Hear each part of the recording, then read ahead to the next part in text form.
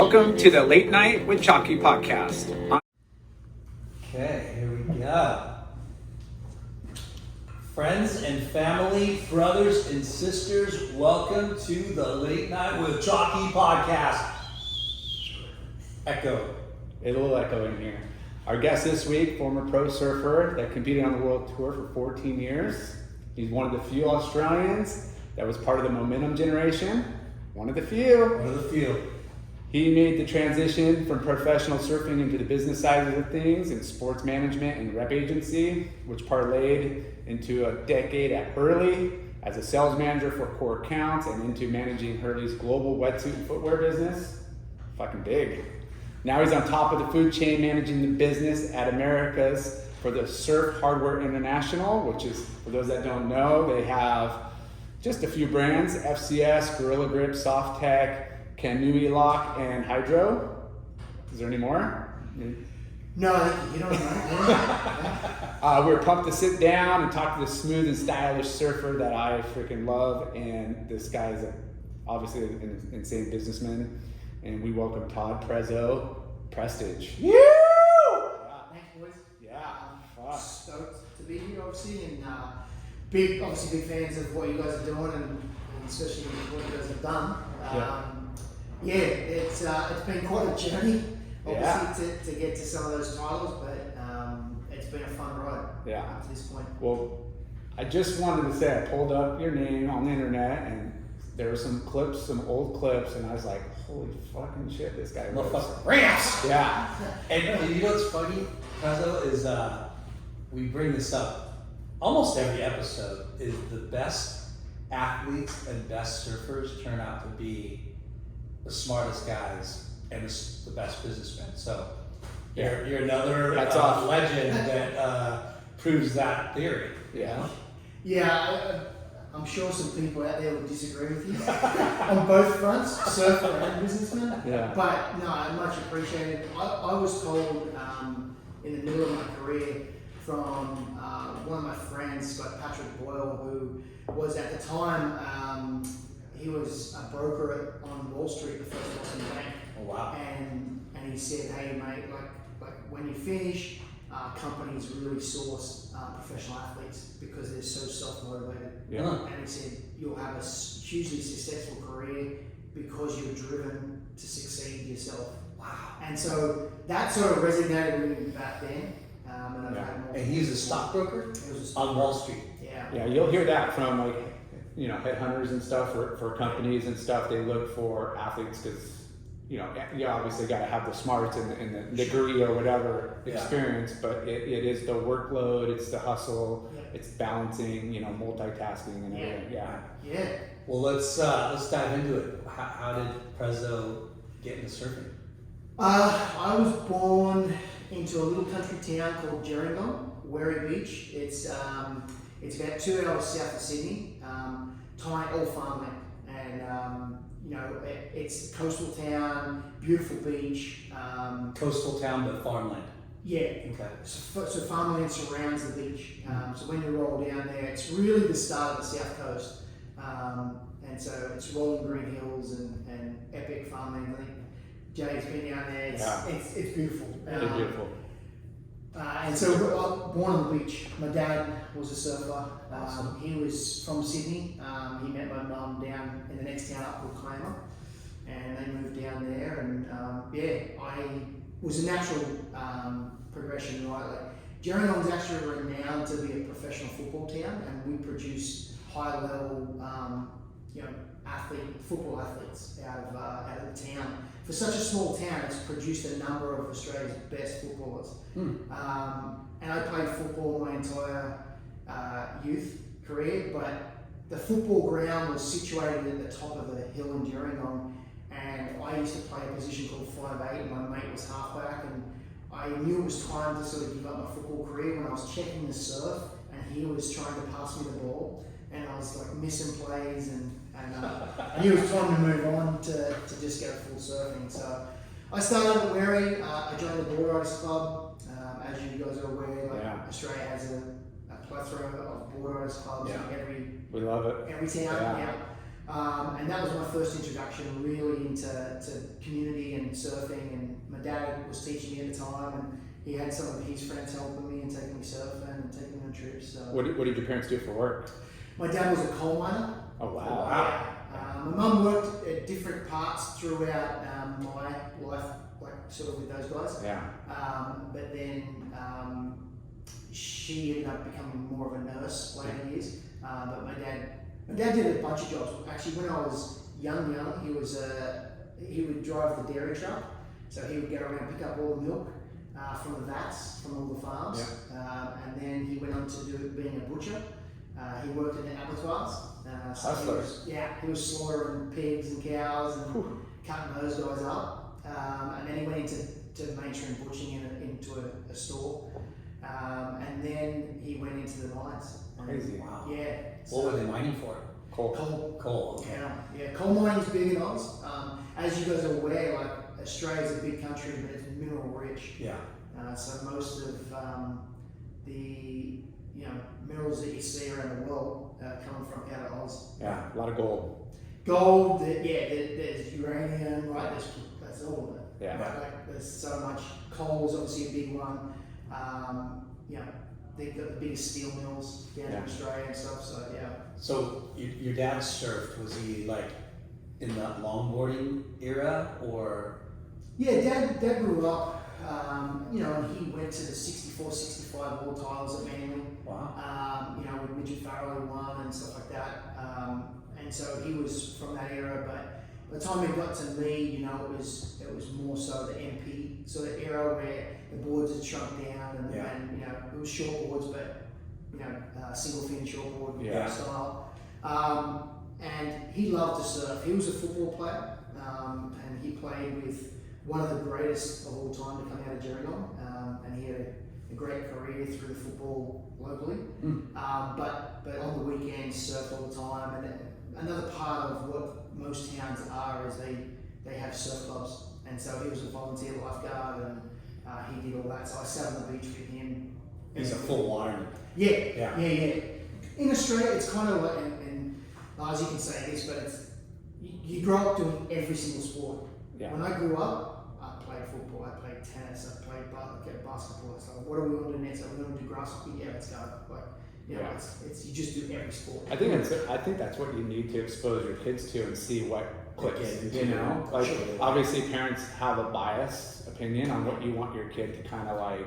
As us as these surfers, I want my kids to surf because that's what we enjoy doing. But if your kid, introduce them to something, and they are hooked. When they find it on their own, that's when it becomes special to them. You just expose it and see what what they like. But so it was a great life growing up in Gerringong. Like at the time, I think there was only 500 people in the town, maybe 400 people in the town. Wow. It was tiny. Small town. We were sort of like kind of second generation born. I was born in Klein Hospital. I was second generation born. The farmers that were originally there, they were first generation Gerringong, and then it was sort of on to us. That's right. Yeah, so it was good, but it was isolated, right? Yeah.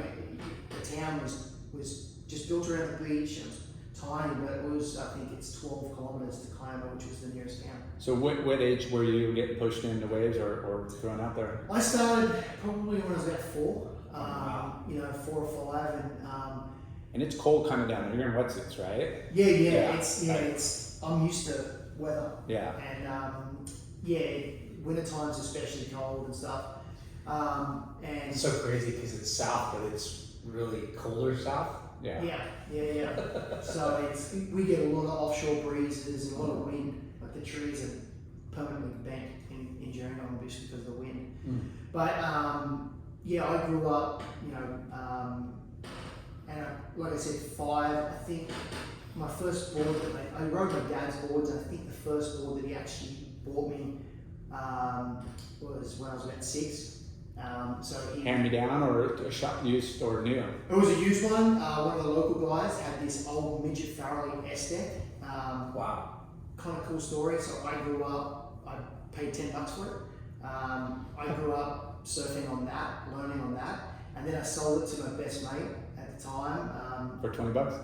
Great, I sold it to him for 5. But cool part about that was on my 21st, he was looking for something. He crawled under his house and found the board and gave it back to me. On your 21st birthday? On my 21st birthday. That's a cool gift.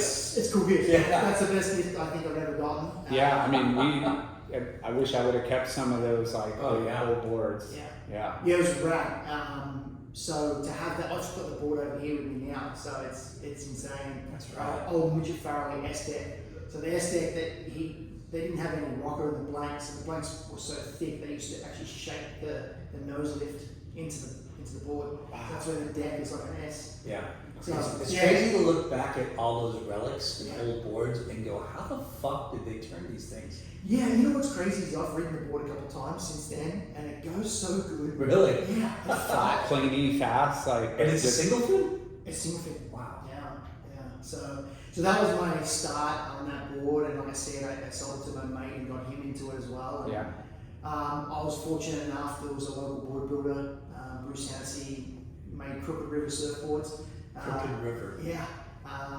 Across the road and across the road from the school. So me and Greg, my mate, we would go across at lunchtime, sneak out of school and just go across and watch Bruce build boards. And in the end, he was just like, "Hey boys, do you guys want boards?" So my dad took him one of his old ones and cut it down. That was my first sort of brand new board. I think that was maybe about when I was 7 or 8. Dang. Yeah. That's pretty young. Yeah, it was good. It was young, yeah, for sure. And it was So your dad gave him a board to reshape? Yeah.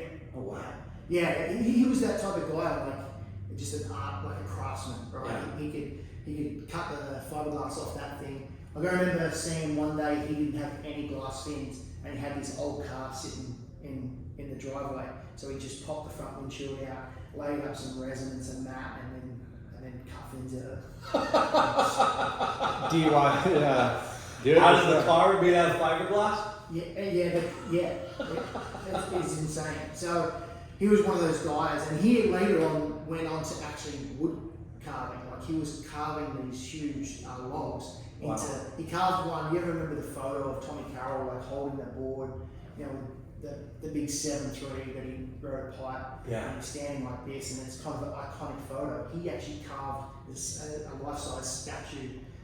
It's in the local surf shop down there. We're gonna have to find that photo. Yeah. It's right. That's killer. Yeah, so he was good. He was a craftsman, and he helped myself and Reg, my mate, and we, Was there a big surf scene in that small town?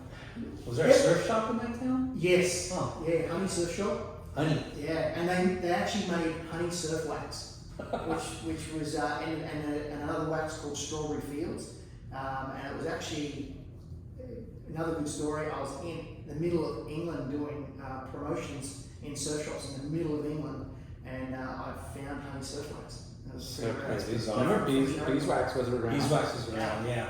So there was a surf scene starting. Like all the football players and all the dads, everyone surfed, but no one did it like full on. Yeah. And so through our generation, there was myself, like I said, Greg Weaver. There was another guy, Lee Miller, and we started to get more and more into it, and the board owners started to grow more, and that became more of a thing. Yeah. For sure. That's a trip because I mean you're not that old, right? And I'm it's just second end of the month, bro. second generation though Yeah. of that town. Like that's pretty. That town was young. Yes. Yeah. Real young, and the waves there were it was amazing. Like growing up, it was. What part of the coast isn't amazing in Australia? Come on. Right. You know, like. Yeah, but to grow up in, just an uncrowded spot where you could, not have to hassle, because there are some spots around Sydney or Gold Coast where you're like, for sure. I'm not catching the amount of waves I should be. No, it took me quite a while to learn how to actually hassle for waves. Yeah, it's something that I run up against. Yeah. I can't hassle for waves, man. Yeah. This dude. Yeah, I He grew up in doesn't see Huntington. anybody. I just put on the blinders. Yeah, it's definitely you've got to be in that mindset. Yeah. For sure. And if you're not in the mindset, And just really, water smart, understanding the ocean and be a really strong paddler. I think that really helps, getting around people. It's a little game out there. for sure, if you can read it Yeah. and you know where it's going to be, where that wave's coming Just to. a couple strokes and, you know, you could really... And I got to a point where, like in the peak, I could sit 10 to 15 feet out further than most people and still get chip shots into waves. Yeah. You know, so that was. I hate guys like you. Yeah, but hey, that doesn't You know, happen these little now. short little arms. I'm north of 200 pounds and closing. Then it's trying to paddle like this. Yeah. Like a T-Rex. Just like a dude. Take that off the film. Yeah, we're going to take that out, edit. So board riders, your club was pretty small, but you would go and compete with other clubs. Yes. Back then too, like the board race clubs were just set up for the community, right? Yeah. It was, you had 12 point scores a year, so 1 a month. Rain, hail, or shine, and my career was like, my dad would get down there, they would set up the chairs, they would get everything ready for judging and get the heats going and get the jerseys and all that. Me and all my mates would go looking for firewood, because back then you could build fires on the beach, and we would try to build the biggest fire possible. So we would try and find all these floating, like all the logs, Whatever. yeah, and just build a huge like bonfire. How cool. And even if it was the hottest day on earth, we still had to light it. still Pyro. yeah, Tradition. full pyro. But yeah, and so we grew up, and then later on, it sort of morphed into competing against other clubs Yep. at a local level. Then it obviously morphed into Kira Teams Challenge and the surf tag programs that they have now. When you guys went to those regional contests, would the whole team go, or just certain like athletes, you know, like surfers? Early days, it was kind of rad. So the guy that owned the surf shop, this guy Brad Ladkin, he had a big bus, and like the chairs in the bus were bean bags and stuff like that. So Yeah, everybody had them. super dangerous. Yeah. But yeah, everybody. The good old days, though. Yeah, yeah. And you would go in the honey surf bus, Sick. and everyone was all in for Yeah. sure. Later on, yeah, most people like even now, right? The club will go up and compete in Kira Teams Challenge, and most of even the kids that aren't competing, they're like, yeah, hell yeah, I'm going. It's going to be a fun week. Yeah, for So sure. They go for the party and they go for the support. And Yeah, I mean, we got the board riders here, and it's like, you know, there's an event up in Santa Cruz, we know how sick that is, or Ventura, or Yeah. down here. It's fun to get yeah, the crew together. yeah, But the team was relatively pretty small. yeah, Like, yeah, sure, you had a bunch of kids part of it, yeah. but there's only a handful of surfers that are going to compete, right? Sure. Yeah, it's. Yeah. I mean, the club, the senior club now is 60 members deep, and the junior club actually 12 and under is 180 members. Wow. Yeah, so the junior club is super successful. The micrograms. In the club now. Yeah. Wow. Right now. So it's grown it's grown tremendously. Yeah, and the seniors been 60, but yeah, you only have 6 guys to 8 guys that are competing. Yeah. Sometimes we, like in the regional stuff, we'll put in 2 or 3 teams Yeah. just to give as many people. Yeah. So when did you start competing in those? Well, I started early. Like, Yeah, I right off the started bat. like 6 or 7. You know, like they had a juniors, and I just was in those, and you know, it was like the same 3 or 4 kids that were all, but we had to eat, and we would go out and have fun and paddle around. And, Talk shit. yeah, smack talkers. Yeah. Were you surprised at the level of talent in other clubs, or were you just like, oh fuck, man, like I can hang with any of these guys? Early days, yeah, there was so many. There was this guy Brennan Russell, and Brennan Russell was amazing. He went on to become an amazing junior competitor in Australia, and he was winning junior events. And he was from Kiama, and another guy Adam Mitchell, who had possibly the best grab rail. We used to call him Marvin, like after Marvin Foster, because his grab rail was insane. So there was so many good surfers, and they were all part of Jones's Beach Board Riders, and then so there was so many really good surfers. But one of the things, as it evolved, we still have a contest now. We have a contest called the Werry Beach Autumn Slash, and I think it's into its 30th year. Wow. And that's most of the towns, like Ulladulla had its own local event, Merimbula had its own local event, and it would just get all the surfers from the south coast. So you start in the cadet division. Yeah. I think back then it was like under 15s, and then it morphs into the juniors, which is sort of under 18s, and it's opens. So you went through those divisions in those, and there's probably about 5 or 6 events throughout the year. And those are the regional ones, and then you got your local ones. Yeah. You're competing quite a bit. Yeah.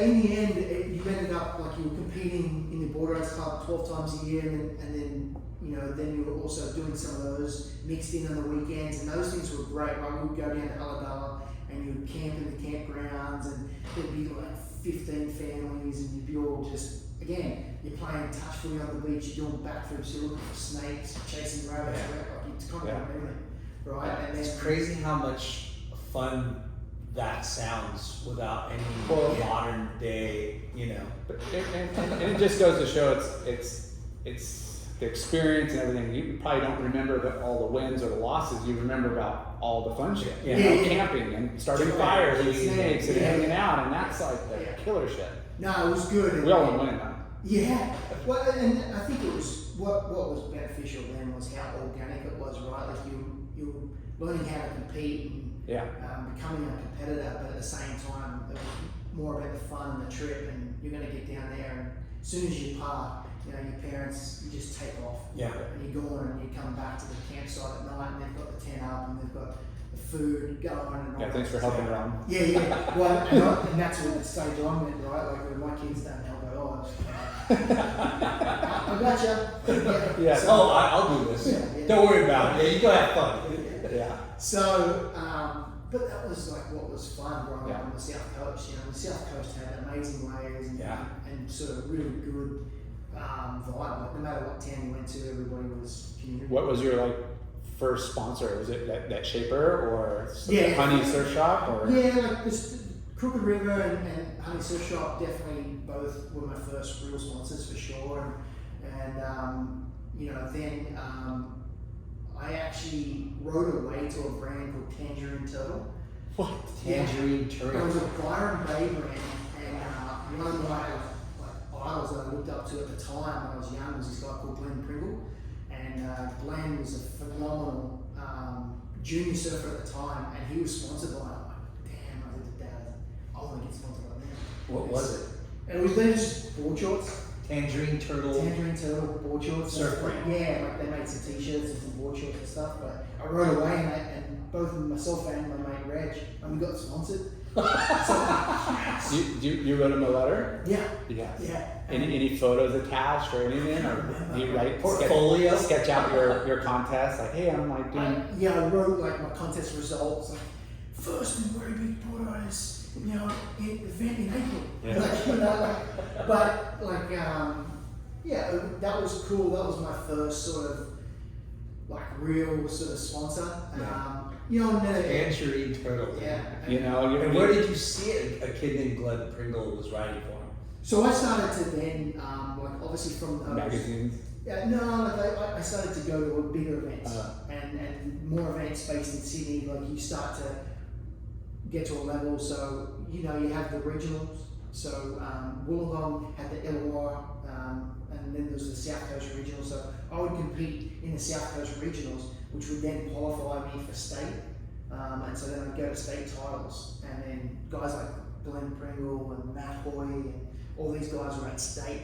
Luke Egan, right? Like these were a couple of years above me. Yeah. And so I'm looking at these guys and Adam Faunce, right? All these sort of guys, and I'm, holy shit! Yeah, talent. These Because guys- you're in a small town, Yeah, and you're surfing with the same guys all the time, right?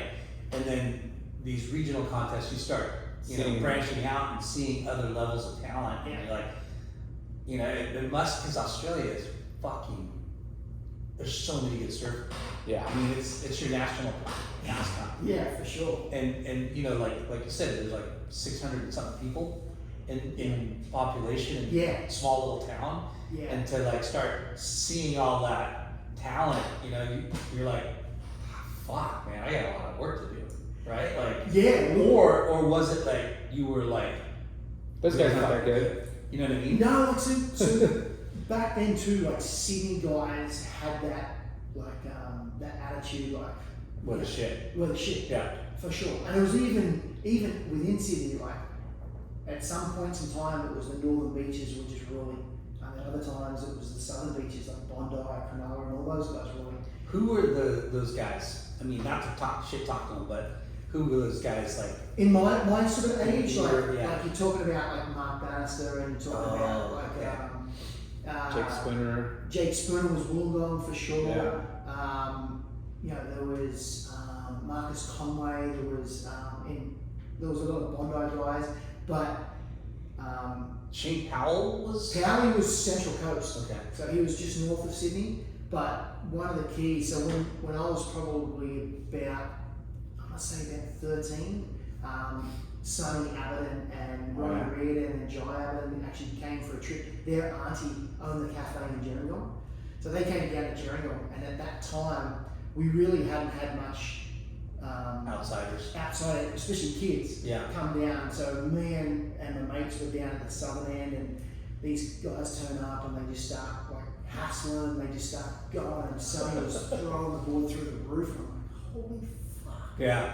Man turn. And so we instantly made friends, and we hung out the entire time. And at a later date, Sonny and Jai actually came and lived with me and my family. No way. Yeah, and then so from there it evolved. Like myself and one of my other mates, Lee, we actually went and joined Maroubra Borderers for a period of time. But it was kind of cool. So And is that kind of taboo, right? To leave your own club to go to another, or? yes and no. Like Wary wasn't doing anything in regards to bigger contests. So we could still compete in Wary Borderers, right, and do Wary Borderers. But then when it comes to that club competing at a different level, they weren't interested. And so, but Maroubra were. Yeah. And so we went there, and it was great for myself and Lee. We wanted to progress further, and so we went there and mixed it with the Sydney guys, the Maroubra guys. And so I was seeing those guys at state titles and stuff. And then I went through a period of time where Wollongong guys like Jake Spooner owned like every result for like 2 years in state titles. I was like, holy shit. I knew Jake, I stayed with Jake. Yeah. We were in this thing called the Illawarra Academy of Sport. The university there had this academy, and they dedicated a surfing program to it. Chris Critter Byrne was running it. He was an old pro surfer, and he was at one time third in the world. Oh, Critter Byrne. Yeah. Okay. And so Critter was running the program, so it was great. They had 2 or 3 coaches, and they picked 14 kids, and so we did programs with those guys, and that sort of like training or heat run, like you know, like how to like heat. fitness, training, heat stuff. Yeah. Greg Orphan's That's stuff. crazy, right? Yeah. We had mental imagery, right, where you had to close your eyes and imagine yourself doing turns. Wow. Yeah, it was rad. They were like Forward thinking. Like, full on surf professional training. Yeah. Competitive. Yeah. Wow. And so at that time, it was around that time where I met Sonny, and we joined Maroubra, and that was rad. The Maroubra days were like some of the funnest days because it was so crazy. yeah, you're running with a tight pack. Yeah. The inner circle. In a circle, and it was raw, right? Those guys were coming up fast, and you know, all the brothers from the gutter, they call themselves, like from the south side, right? And they hated the north side because the north side were all rich kids, and you know, that sort of thing. So that sort of rivalry was great to be a part of. Yeah. Well, I'm from Bummington. You know, Yeah. Or Stummington, or you know, no. Yeah. So there was a guy at the time running Maroubra Borderers, this guy called Bradley Charles Stubbs, and Stubbsy was. Is that north or south? South in Maroubra. Okay. Yeah. And he was a madman, but he was a genius at the same time. Like, I remember he wanted to make a statement right when we went to the Kira Teams Challenge. He goes, you know when someone says, oh, you brought everything but the kitchen sink? So he brought the kitchen sink. Right? And Maroubra went up there, and we actually got third that year, but it was like insane. Like, it was everything. He was just a motivational, hey, we're going to fucking bring everything and the kitchen sink. Yeah. Kind of shit talker, but fucking with people like on like. He was wow, these guys are crazy, but what was that guy's name? You guys Bradley are. Charles Stubbs. So again, like, not to digress, but he interesting story about him. He had his challenges with mental health, right? But through the years, he created this game called Zinity that blew up, and he made a lot of money out of it. A board game? Yeah. Zinity? Yeah, and now he's moved on, and he's called the coach, the Whisperer, and he's a coach for coaches in Australia. Like he's helping. He's like an idiot For savant, like surf what do you call those guys? like national football coaches, like he's Wow. yeah, he's coaching Like he's- yeah, and he's giving him all these strategies. What kind of game is Zinity? I don't know, man. It was just he was crazy. He's always had ideas, and he's always How rad. yeah, but How bizarre. yeah. Yeah, but like, I mean, It was a weird. Yeah. It was a crazy time because so much was happening, and from that, I ended up getting sponsored by Quicksilver, and then piping hot, and I ended up like when I went to Sydney, like I ended up evolving my sponsorship program. And Yeah. at what age is that? Like 15? But can we go back real quick, like when you first got to Tangerine Turtle, yeah, and you're starting to you're good, you're a good surfer, Yeah. right? And was your dad like kind of tripping on? Because it's always fun to like talk about how your parents, because your parents are blue collar workers, and then here you are starting to get sponsored, which is a dad's dream. Yeah. You know, when your kid starts getting so good that he's getting free boards, Free or clothes. deals, and free clothes. Like, was he tripping? Like, yeah. He was really good. He was super supportive. Both my parents were, my mum and my dad, and you know he knew enough right around that because, like I said, like one of his football partners, this guy called Michael Cronin, had gone on to represent Australia at that stage, and he was one of the greatest footballers to ever grace the planet in Australia. yeah, And so, but he owned a local pub in Gerringong, Michael, and he still came back down. So he's a guy that reached the highest of highs, right, as an athlete. So, and he ended up he's my godfather. oh wow, Yeah, so he ended up like being able to pass on Yeah. that sort of ethic, yeah. yeah. But at the time, Your dad's like, hey, hang out with this kid, yeah. rub off on him, would you? At the time, my dad copped a lot of flack from the guys, all of his mates down the pub, because I wasn't following the traditional route of playing football Oh, for the local. I stopped playing football at 13 or 14. We made the grand final at one of those years, and like, okay, I'm out. We're done. And That's how deep rooted it was there. Like, Yeah. well, what's wrong and with it? your godfather is Yeah. one of the best. yeah, and they're like they hounding dad, like going, he's making a big mistake, and he needs to stay with football, and needs to surfing's not going to get him anywhere. To the point where my teachers were like, surfing, I'll never take him anywhere. It was crazy. Right. My parents got so much flack from What? the community, Like, and then from the teachers at the school, yeah. which was funny because in the end, Kiama High School I ended up getting inducted into the Kiama High School Hall of Fame For surfing. for surfing. And the teachers that were saying that had to come up on stage and say, hey, I'm eating humble pie. Like, I told their parents that they're never gonna Justification. Yeah. I mean, we get that here more you would in Australia, that kind of Pressure? like, you know, with other Yeah. sports in America. But like, surfing's huge in Australia at that time. Like, you had, you know, world title like Carol and Damien, and Yeah. like, you guys were and that lady. Running and the table. MR. When I was young, yeah, for sure, it was MR, Shane Moran, those sort of guys, right?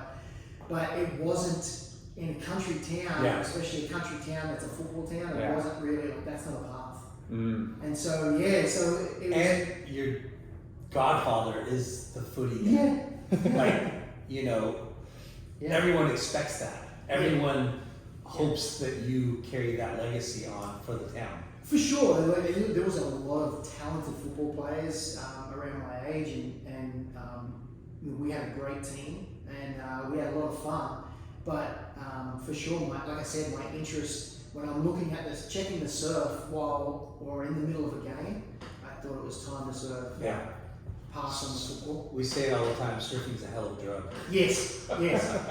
And so yeah, he was great, like a great support base for me to keep encouraging me on doing this and to keep that noise away from me, Yeah. you know, and just to keep going. So yeah, it was How funny. yeah. Your dad had to kind of probably beat down those, you know, naysayers and say, Yeah. he's gonna find his own way Well, and do his own thing. And that's exactly right. And his approach was, hey, just because I played football and this is what I did doesn't mean that this is what he's going to do. So, yeah, it was a tough at moments, you know, like it was tough for him. Yeah. You know, for sure. Yeah. Were you competing like well at these regionals and state championships? Like, Yeah, it happened, evolved pretty quickly. I mean, I surfed obviously a lot, you know, and like at board riders, you know, we were just having fun, and then I won a lot of these, you know, the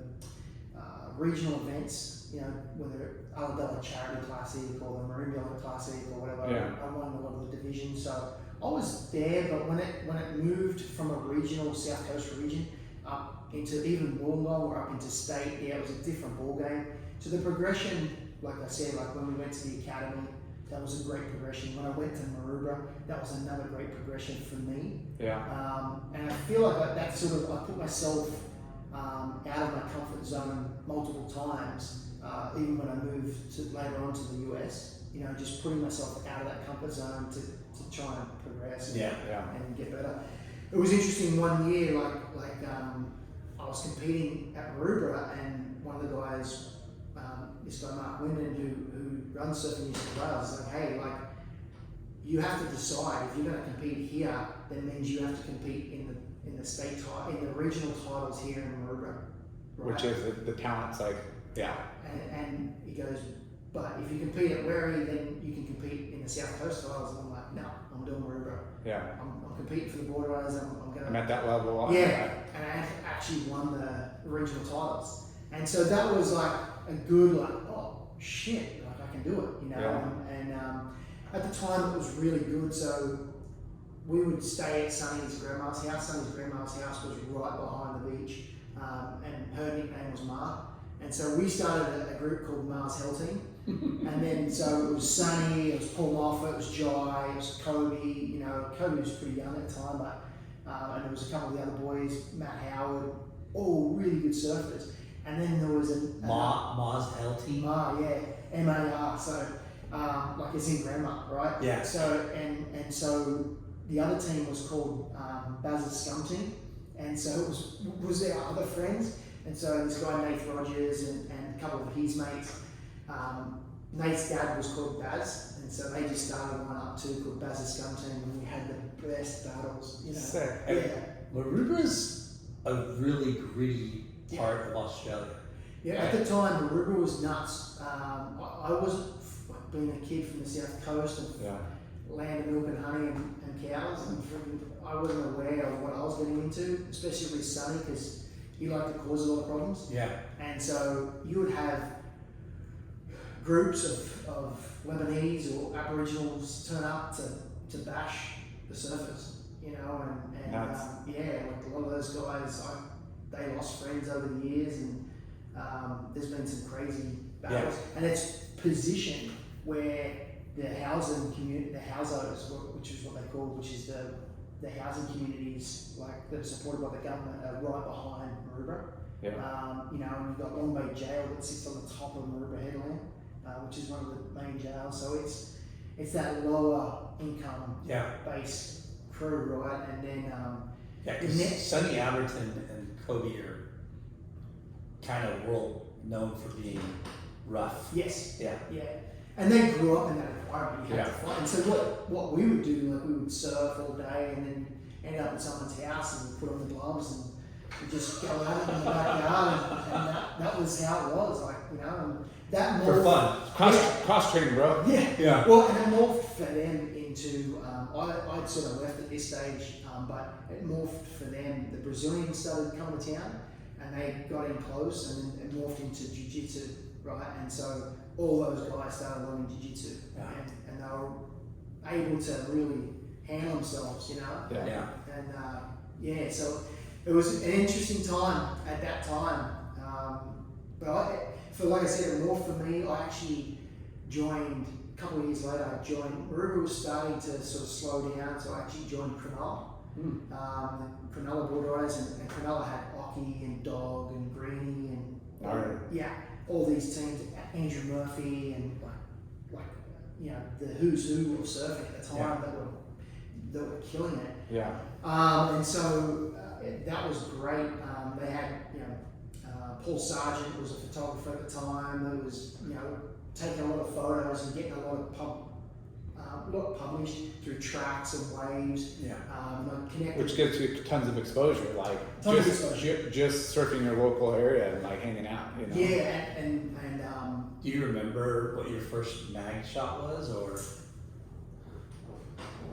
not my first mag shot, but Sarge came down and there was a couple of us and we were surfing in Wary and we were just shooting, and I got a cover of tracks. Oh wow. I think I was like maybe 15, 16 at the time. Sick. Yeah, and so That was your first photo in the magazine was a cover well, like I think I had photos. ad or like Yeah, like just a little some ads and stuff. For Tangerine Turtle, No, or? at this stage, like I said, Quicksilver. I went to Quicksilver. Quicksilver and Yeah. Piping Hot, I think, might have run some stuff. Yeah. And How did you get on Quicksilver?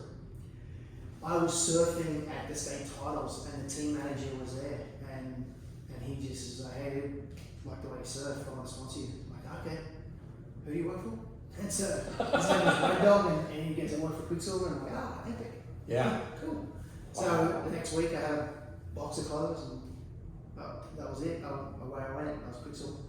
From Tangerine to Quicksilver. Yeah. Dude, that's like Yeah. moving from the slums to the suburbs, Yeah, right? that's the penthouse. yeah. Yeah. Like Quicksilver, Billabong, Crow were Yeah. were like that's the deal. If you already Yeah. got that sticker, you're good. Yeah, no, I stayed with Quick, that group, like through my teens, like 14, 15, 16, and then I got to a certain point. I was competing in Australia at the national level quite a bit, and then I made a decision.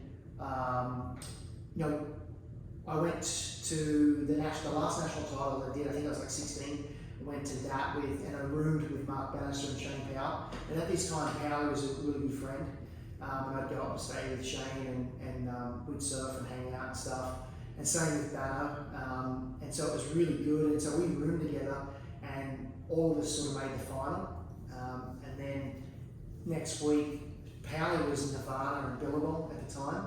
And then like a couple of months later, the tour came to town, the ASB tour came to town, and they did the Burley and the Bells and the whole thing.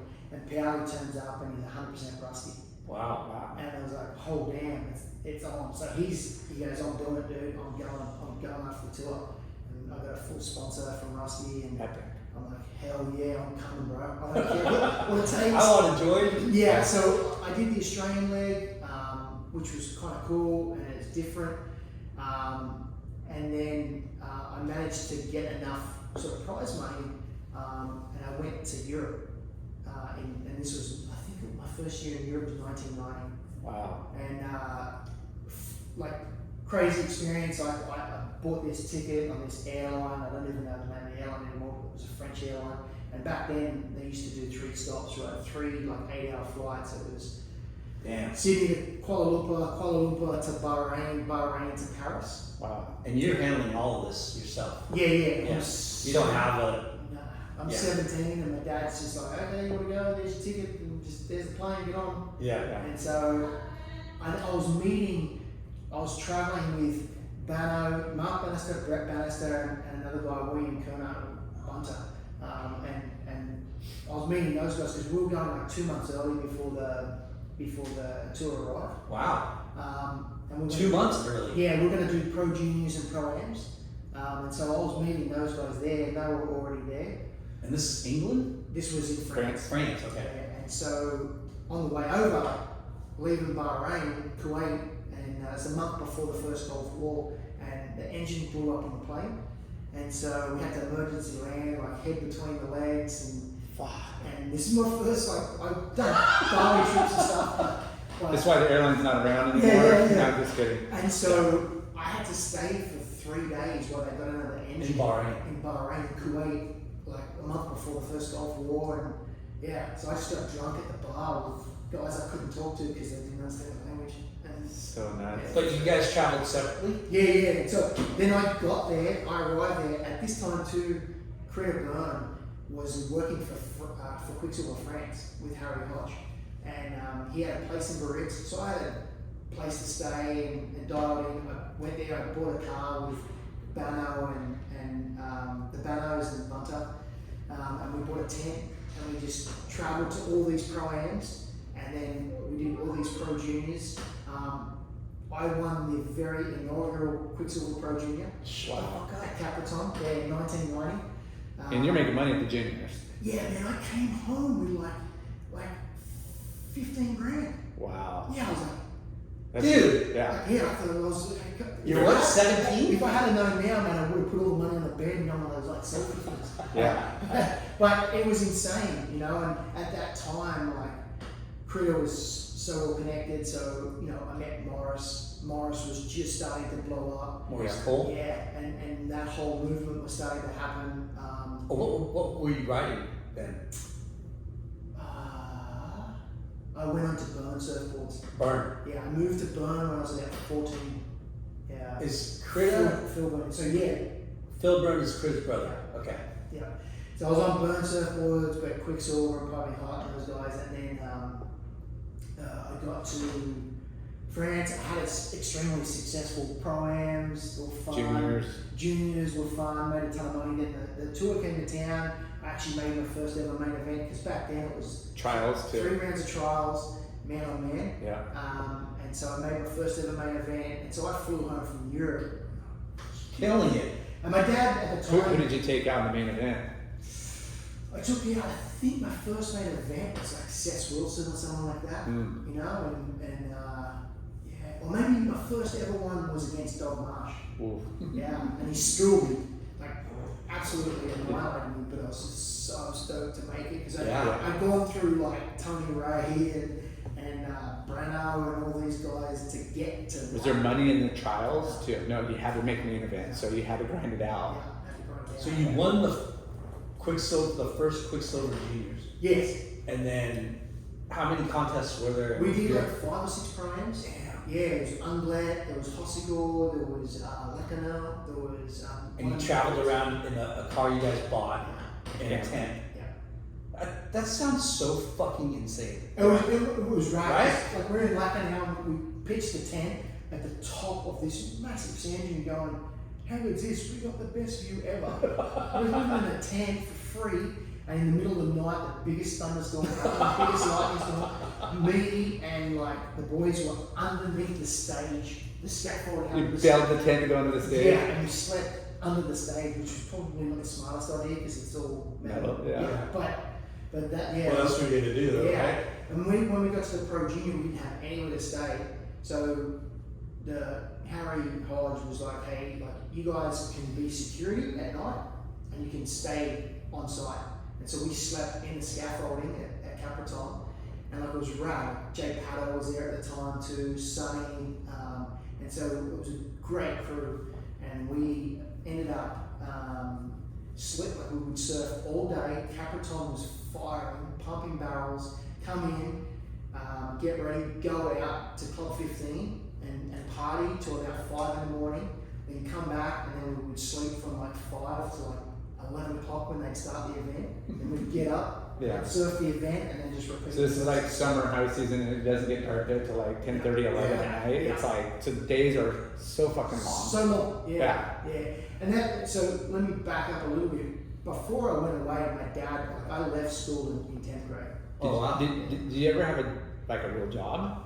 Yeah, I sort of did some, I built caravan annexes, and I did some jobs along the way to earn some But it was Australia leg of surfing that got you the money to go to Europe. It was mostly in sponsors. Yeah, and sponsors, and my parents chipped in and all that. So, but at the time, my dad said, like, okay, you're leaving in 10th grade, I'll give you 2 years. I'll give you year 11 and year 12 to make something of surfing. And if you don't, then you're out. So no pressure. How old are you, 10th grade? 15. And so I actually went, the only thing I liked to do at school was draw, so I actually went on and did to a junior college and did a certificate in fine art for a year. And it was 2.5 days a week. It allowed me to still do the junior circuit in Australia, allowed me to do, and I was still getting a degree. which was amazing. That could get you technically a job somewhere with a degree, right? And so, But your dad said, I'm going to give you 2 years, 15 to 17, yeah, to make something of yourself, yeah, to become a professional surfer. yeah. That's a hard. And then at that stage, if there's no signs of, this is what it's going to be, then it's like, hey, dude, go get a job. How old were you when you won the Pro Junior? I was 17. Okay. Yeah. So it was make or break year. So I went and did this certificate in fine art, and which was right. I was 15. I walked into my first class, which was life drawing, and this girl stands up and drops the robe. And you're like, hell yeah! I'm like, high five, man. Did you even know? Scored, and then the next week it's a dude. Oh no! Oh my god, this is the worst class ever. And so. Did you know that was part of the curriculum? No. No, they didn't tell you. I just said certificate in fine art, and I'm like, yeah, I can do that. Yeah. So. Paint some nudes. Yeah. So. Hope you made them look a little. Well, what I did was the class was mainly full of girls, and I actually traded positions depending on where the model sat. So. Yeah, the dudes, I was just drawing side angles, like the back side, and then I got full frontal with obviously the. Yeah, because girls like to keep those paintings. I don't know, they might be somewhere. Yeah, it was actually a great class because I did life drawing, object drawing, I taught history, I did photography, I did sculpture. Wow. Yeah, if that's your passion, it's not really school. It's like you're just going and learning cool shit. Yeah, it was rad. So, and then that was the time when the Australian thing was starting to progress more, and it made the nationals. And then I decided in the following year, because it was only a 1 year course, I'm going, and I went.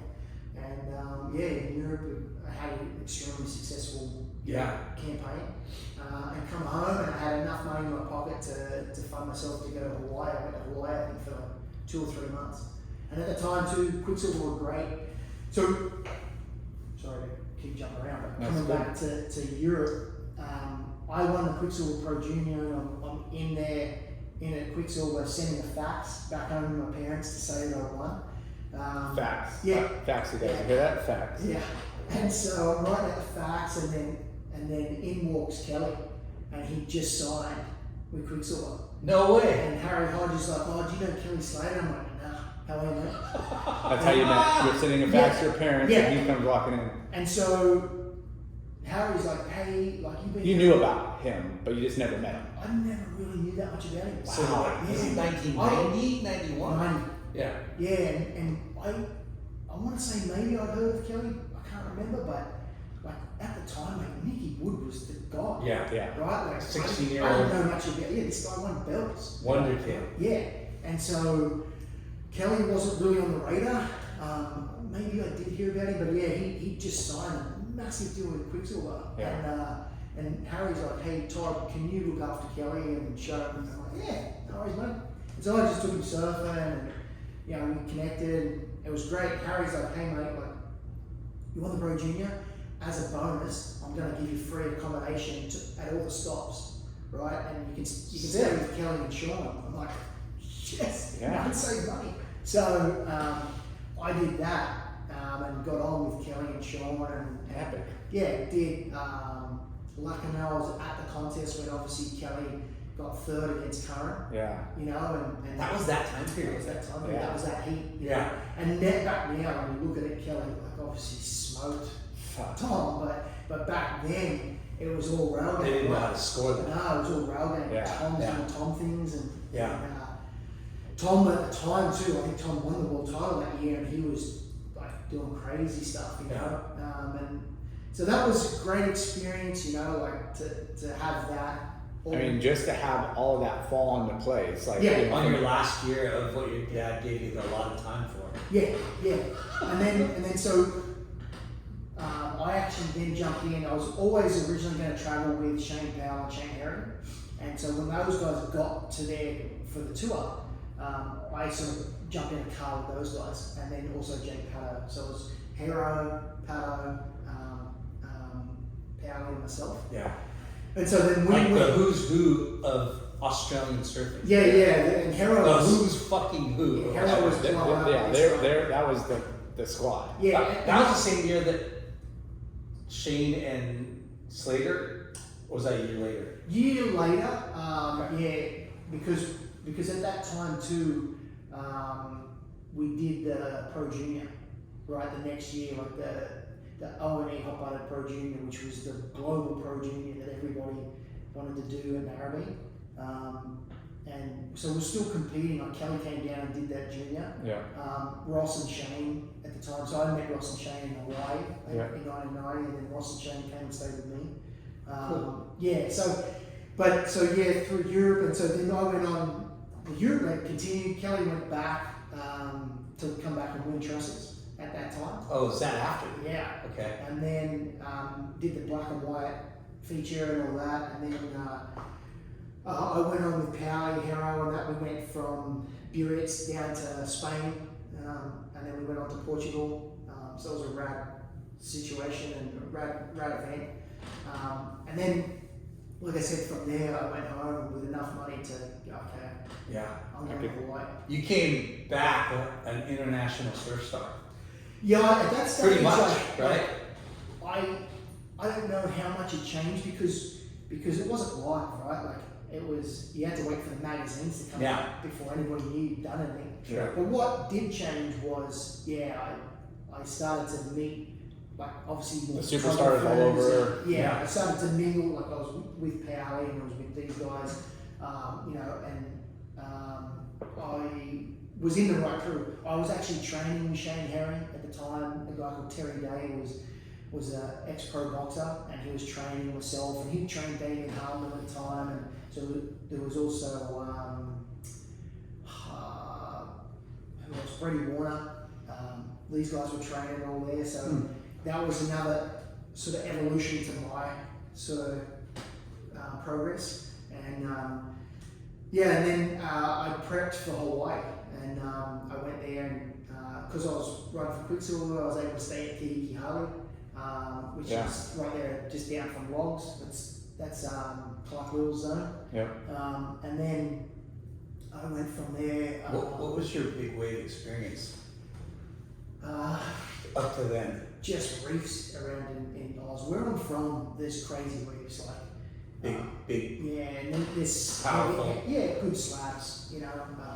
So you're comfortable. I was completely comfortable going to Hawaii, and but I'd never surfed like Sunset, right? Yeah. Never surfed anything like that, so it was good because I stayed again in Kiki. I stayed with this guy Garth Dickerson and Shane Herring. We were all sponsored by Quicksilver, so we were in one house. Kelly was in the house next door, and so me and Kelly had a competition at the time to see who could get up the earliest, and so he kept waking me up, and one morning I woke up at like 1 or 2 in the morning, so I went in and got him up and said, "Come on, dude, let's go. I got you. I won." And then he started getting in his board shorts and he whacks up his boards. He said, "What's the time?" I said, "It's 2 a.m." But that was a great trip. I learned a lot. Like I learned, to surf Sunset, and I met a really good crew. I met Ross, I met Shane. I met the crew. I met Todd Chesser, who was just The man. and Chesser was really funny. Chesser hated me like he does with everyone, and but Tough love. I grew on him, and he ended up picking me up a lot in his car, and he'd take me surfing, and he gave me the nickname Convict. And I remember he turned Because all Australians are convicts. He turned up one day and he's like, "Man, Convict!" I'm like, I'll come out and about, and I'm like, "What?" And the waves are massive, like it's hosing out everywhere and stuff, and he's like, "Get your board." I'm like, "Oh, where are we going?" He goes, "Doesn't matter, just get the biggest board you've got." Oh my God. So he paddled me up, me and Shane Norrie, and like Shane's like loving it. Yeah. And it's like sunset, Frosty just full ground. closing out, there's only 3 of us out. But it was a great experience, and so I was fortunate enough to have so many like good, fun experiences. Yeah. At this stage, I think I'm like 18, right? So from that age of like 14 to 18 was kind of jam-packed with growth. And fun experiences, but obviously you're upping your game. Like when you're with that caliber of surfers, like the inspiration, the back and forth, well, if he's doing that, then I could do that. You know, like you're in the who's who, but you're also like, Sure. you know, not thinking about. I never really saw myself growing up, like, I always focused on my technique. Yeah. And I always try to focus on having good, clean style, and, you know, I love. Hear that, Grums? Yeah. Yeah. Well, Style. Curran was the master, right? And that was Yeah. my idol that I grew up sort of watching, and, you know, more obviously into guys like Potts and stuff like that as well. But you know, that was what I sort of aspired to. But I never really saw myself on their level, and especially at a competition level. Until it started to shift, and that Pro Junior was probably, I ended up getting third. Shane beat me, that fucker. At the hot butter one? Yeah. Yeah. In the semis, and that was the one that was super controversial because it was the first time a non-Australian, Two Americans. two or Americans, mine, yeah. and They rubbed it in your face, going switch foot and Well, everybody. which was funny, right? Because we spoke about it before, and they're like, "Hey Shane, let's just go switch foot on the first wave." I'm like, "That'd be so funny." Yeah. And then they did that, like, just, it was so innocent. Yeah. It wasn't to rub it in anyone's face. Yeah. They just wanted to have fun. Yeah. And then, obviously that got turned into. There's backlash. Yeah. So going back to when, you know, you're starting to be a good surfer and competing well, and, you know, your dad said you have 2 years to make it as a professional surfer. You come back with all that money. When you look back, though, when you decide to be a professional surfer, what did that mean? Like, what, you know what I mean? Like, as a career, Sure. what did you think you were gonna do? That- Because like professional surfing is so competing contests, Yeah.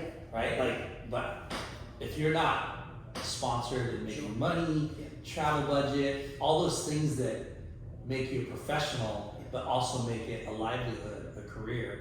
You know what I mean?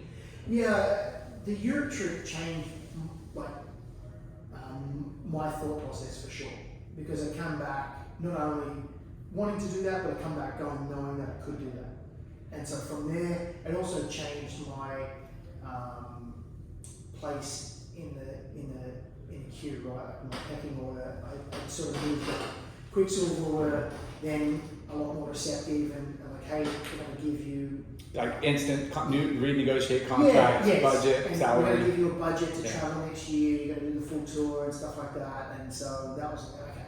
Yeah. Epic. Yeah. You know, and so that changed. My maturity level had changed. You know, I had a lot of experiences in Europe, and you know, I come back and go, okay, like I said to my dad, like I sit down with him, like, hey, dude, I'm training for Hawaii.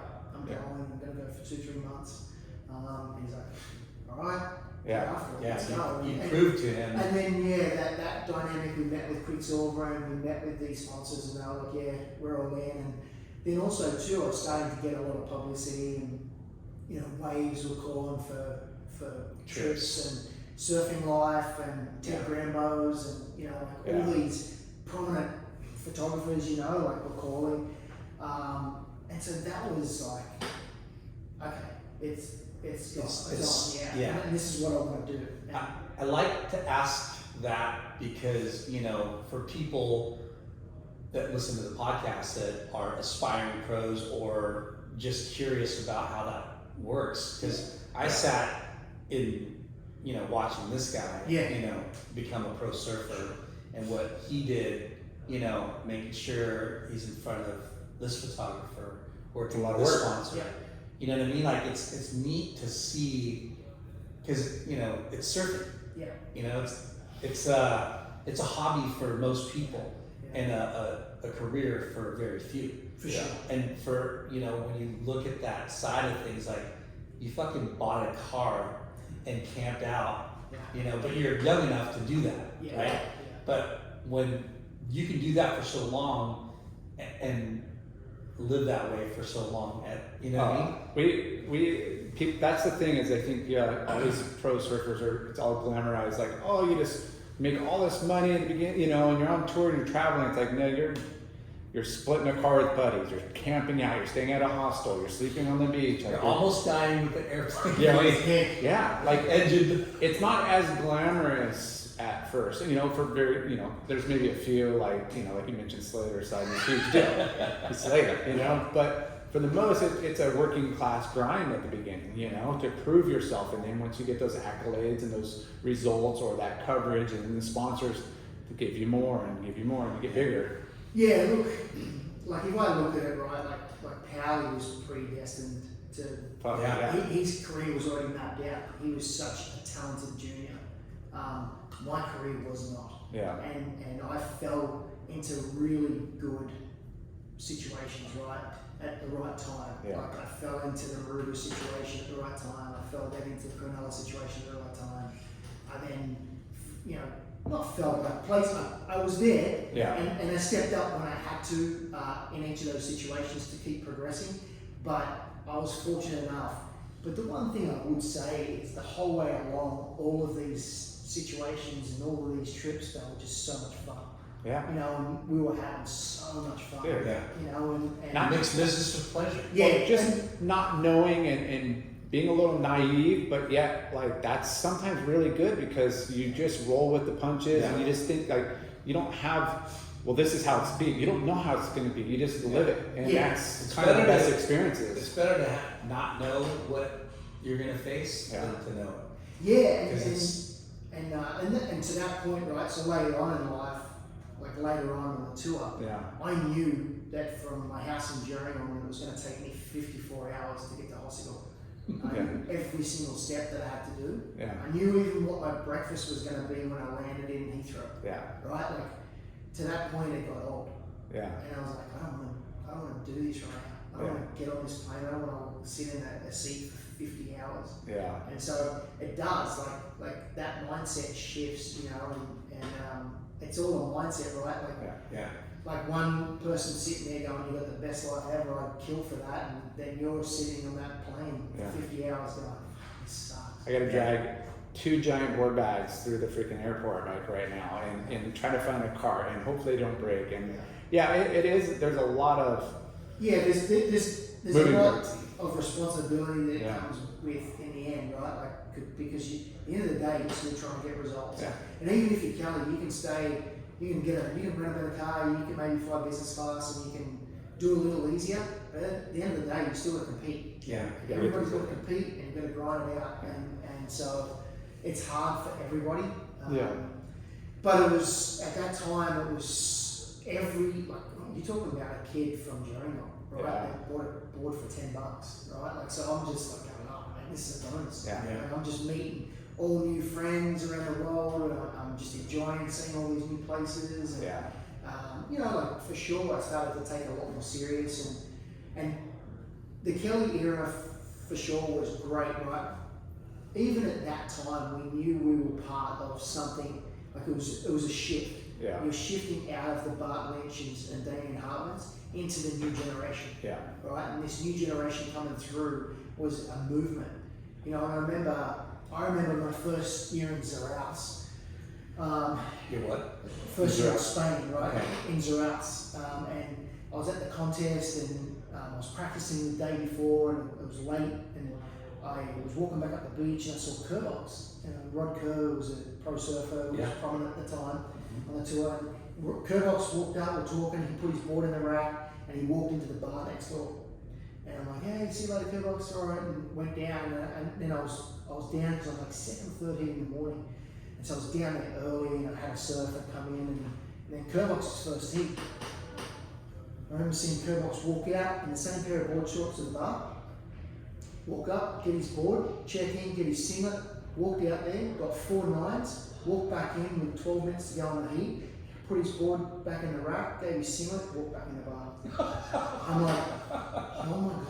That's a Wait, that's a veteran right there. That was like, fuck, that's what I gotta do. Wait, he got 4 9s? Got 4 nines. It was 4 ways back then. And it was like, I was like, 9-point rides. 4 9-point rides. With 13 minutes left in the heat, and he walks back. walk back into the bar. And I'm like, "Are you kidding me? Like, this is," but then it shifted, right? Yeah. Because Kelly wasn't drinking. No. Kelly wasn't going out late. Yeah. Like if you were in Kerbox's heat, like I had many heats with Hoy where we just said, "Okay, if we're going out, we're drinking together. We're drinking all night. Like we're not going. We're going home together." Like kind of thing. Like it's like, okay, fair is fair. But if you had Kelly, like, you know, he's in bed, he had a good meal, he's in bed, he's training, and that whole shift came through. And that's definitely what pro surfing needed at the time for sure, because it stepped up a level into professionalism. And, you know, Shane and Ross and Kelly and Rob, these guys drove that like professionalism. It's funny you bring that up because that's definitely a paradigm shift in the culture and the sport. Also, like, you know, the magazines and the videos that started really becoming more of a platform for pro surfers to utilize to make a living. Yeah, I think the magazines also shifted from just an occasional trip and then covering like the contests, you know, to embracing more of a lifestyle, and you know, like it was kind of happening at the same time. Yeah, exactly. It was all coming together for sure at that time, and it was that shift, right? From, I think, you know, like I said, like I'm gonna say I qualified in '94, because the shift had come from ASP too, right? So it was 3 rounds of trials, it was then man on man. But what was happening, the events were getting so full that there was 3 rounds of pre-trials just to get into the trials. Wow. Then there was 3 rounds of trials. Then there was the back 16, then the front 16. Then you started really into the contest. Wow. So I don't know any of that because Laura never made it out of those trials. but it was shifting, and the ASP had to shift with it, right? Because there was so many members that the contests were getting too full. So they went to that 44 format. And they said, okay, I think it was like 92. Okay, 92 or 93. It was like, okay, everybody, this is the last year of this format. We're moving to this format. So if you finish in the top 44, you're qualified for next year. If you're not, you're on the QS. Yeah. And so that was where it shifted. So everything was happening at that same time, you know, on that shift. Yeah. Like I said, I think I qualified in '94, but that shift happened. Like as I qualified, my hero at the time, Martin Potter, retired. Yeah. And he handed me my Rookie of the Year trophy and said, this guy's freaking awesome, he's going to kick some ass. And I'm like, crazy. I want to compete against you. But that was the shift that was happening. Yeah. 94 Rookie of the Year. Yeah, around there, yeah. Huge. So it was. How long did it take you to qualify? About 2 years, 3 years, 2 years, I think. How was that? Because it was a shift, right? Because what happened was, like Hero and Powley and that were already, like Powley was, like they were already winning contests, you know, kind of thing. So they were already more advanced. Again, like I said, I didn't ever feel like I was at that level. But what I kept progressing, and then what happened when it went to QS, like you had 3 events in Australia, you had 1 or 2 events in South Africa, might have been some Europe events like France and stuff. Yeah. But ideally, like the Bud Tour became the mecca. Yeah. Like that became, you either went to Brazil to compete at their tour, or you went to.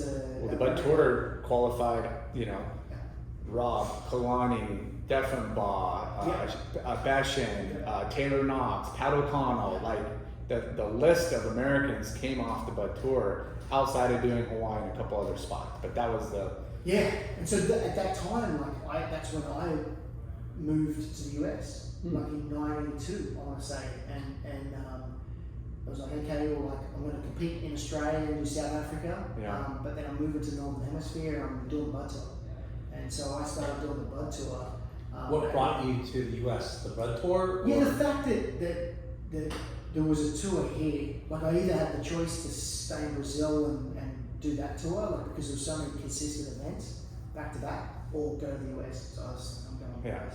And that Bud Tour was about 10 to 12 events. Yeah. You know, if you included Hawaii and East Coast, you know. And at the time too, like I was like obviously now close with Shane and Ross and Kelly and Rob and you know met Lars. Like I met Benji. I met like Taylor Steele. Then was a part of that whole thing come up. So it was an easy decision for me to come across here and go, okay, well I'm going to base myself out here, out of the Northern Hemisphere. I'll go to Europe from here, but I'll come back to the US and start doing those bud tour events. Where did you move to the US? I moved to Oceanside, so the guy that was doing Burn Surfboards was a guy called Michael Barron, Yeah. MB, and MB, I moved in with MB, he took me in, and his family took me in, and yeah, Oh, rad. was rad. MB was amazing, his family was amazing, and yeah, he really assisted my progression again to Yeah. another level.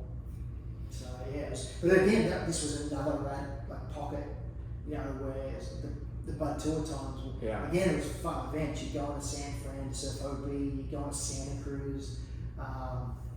You know, I was very fortunate Pismo, Ventura, because some of these events were right-hand point breaks, which is what I grew up on. So at that time, no foreigner, I don't think, had won a bud tour event. And I was told that you can't win them. And so I ended up winning Malibu. So I was the first ever Australian to win Malibu, I think in '94. But it was a right-hander, and I grew up on a right-hander. Yeah. Like, so it was. And you've got that wicked fucking bottom turn off the top slash fucking last rating. What was really interesting, I spoke to a couple of the judges at the time, like, especially at the end of the event, and Paid him off. yeah, Beshan, like it was T-Bone, like Terrence McNulty, and, Wow. and Beshan, and I think that Chris Galley, AR, Rapogel, Yeah. like it was all these guys, right? And at the time, like Beshan was punt airs, you know, he was surfing so far advanced. I was finishing waves at the end because I'd done this at home, but I was coming up and before the closeout, I was doing a full roundhouse. And Instead of just hitting the end. yeah, and finishing it, and the judges came at the end and they were like, man, we haven't seen that. It was like trippy, like to see someone doing a fucking roundhouse. And I was like, oh yeah, I kind of grew up on points like that. Yeah. You know, so I was. Yeah. That was the difference. It wasn't, well, I don't know if it was different, it was just unusual for them, so Yeah. I was like, okay, that's good to know, you know, for Yeah. future reference. So, but that time frame was great. Like I said, like I lived with MB, but I trained with Taylor Knox every day. Oh shit. Yeah, Taylor picked me up every day. I didn't have a car, so he would just pick me up, and then that organically morphed into the winter before. Taylor Steele had come over and lived in a van at Benji's house and shot all videos. So I knew Taylor, Rob, and we were then starting to do all the filming for Momentums, and that was the start of that whole crazy sort of movement as Yeah. well. Yeah. Did you imagine how big of a deal Taylor's deal and the Momentum generation? Friends video and putting out another surf Yeah, movie, I wasn't it? remember, like Rob brought over Taylor, and we're all at Benji's house, and he's like, hey, it's my friend Taylor, he wants to film us, and the deal was, okay dude, you can be the filmer for us, like that's fine, but we have to watch the footage after every surf. Yeah. And he's like, okay, yeah. And so that was the deal. Yeah. And so that was how it all started, and then yeah, it just morphed into a point, and I think Lars, you can speak better to this, but Billabong wrote it in guys' contracts. Yeah. If you're in a Taylor Steele movie, do not bother coming back. Yeah. Like, yeah. And so yeah, it made so many careers, and obviously really benefited mine. Like at the time, like I didn't look at it like I was one of the only Australians. I was just friends with everybody, you know, and we were all surfing and competing together.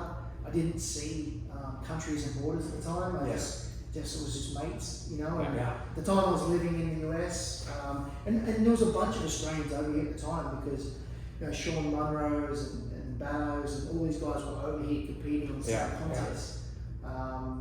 But, And it's a good, you know, outside of the Bud Tour is located centrally, globally, to where you're not traveling 50 hours. You know, you're cutting down your time, and it's a little bit more feasible and economical. Yeah. And you know, surfing here is you're in the Mecca. Yeah, and that's for sure. That's what, again, I came here with an innocent approach, just to go, well, you know, I got mates there, I got a sponsor there, I can just move there.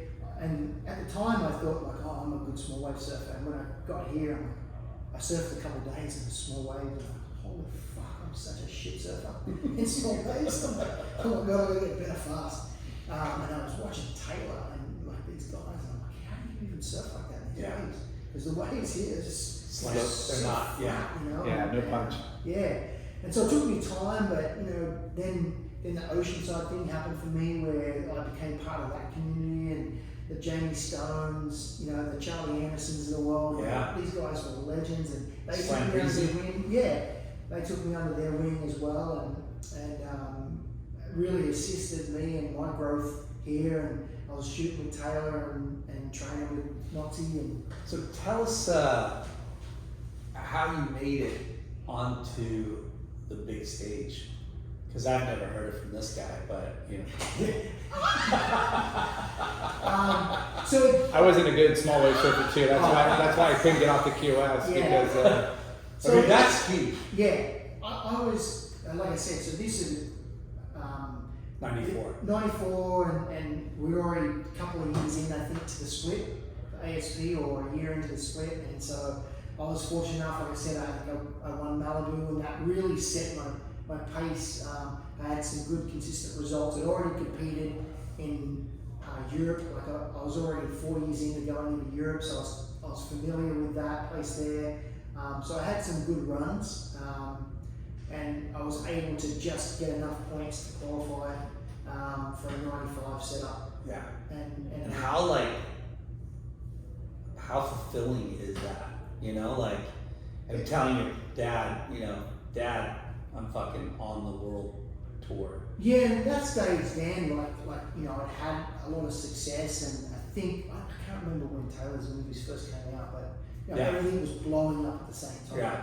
And so at that stage, Dad had stopped having the conversations at a local level about me coming back to football.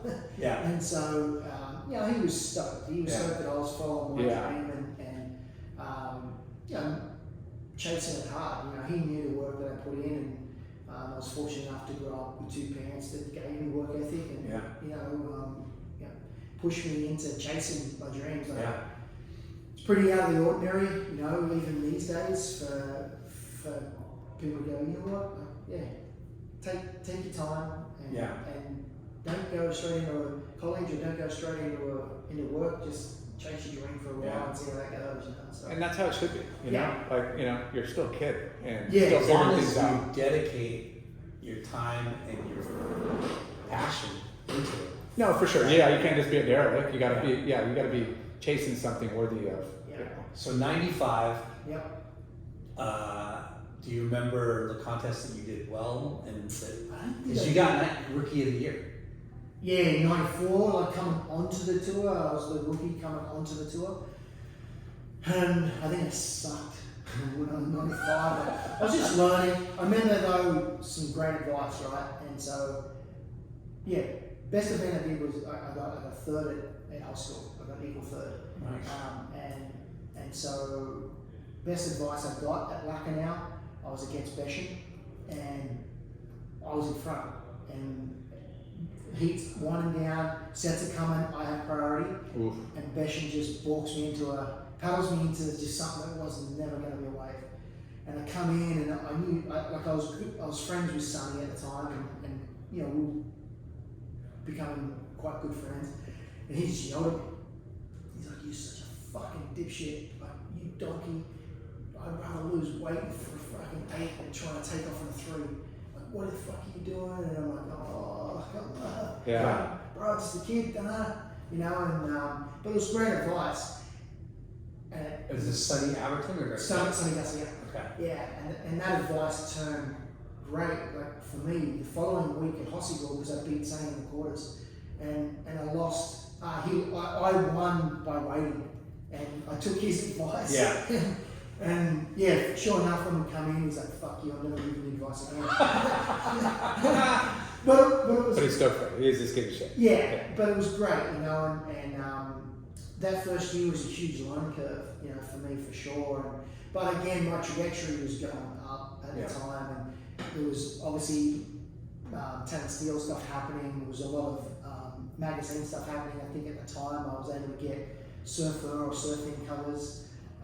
So there was a lot of things pointing in the right direction, and just kept moving in the right direction for me for sure.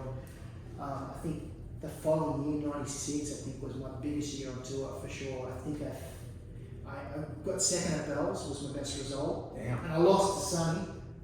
He got me back for sure. He made you take off on a 3, and I actually, the heat was winding down, and there wasn't that many ways in the heat, but the leader changed hands.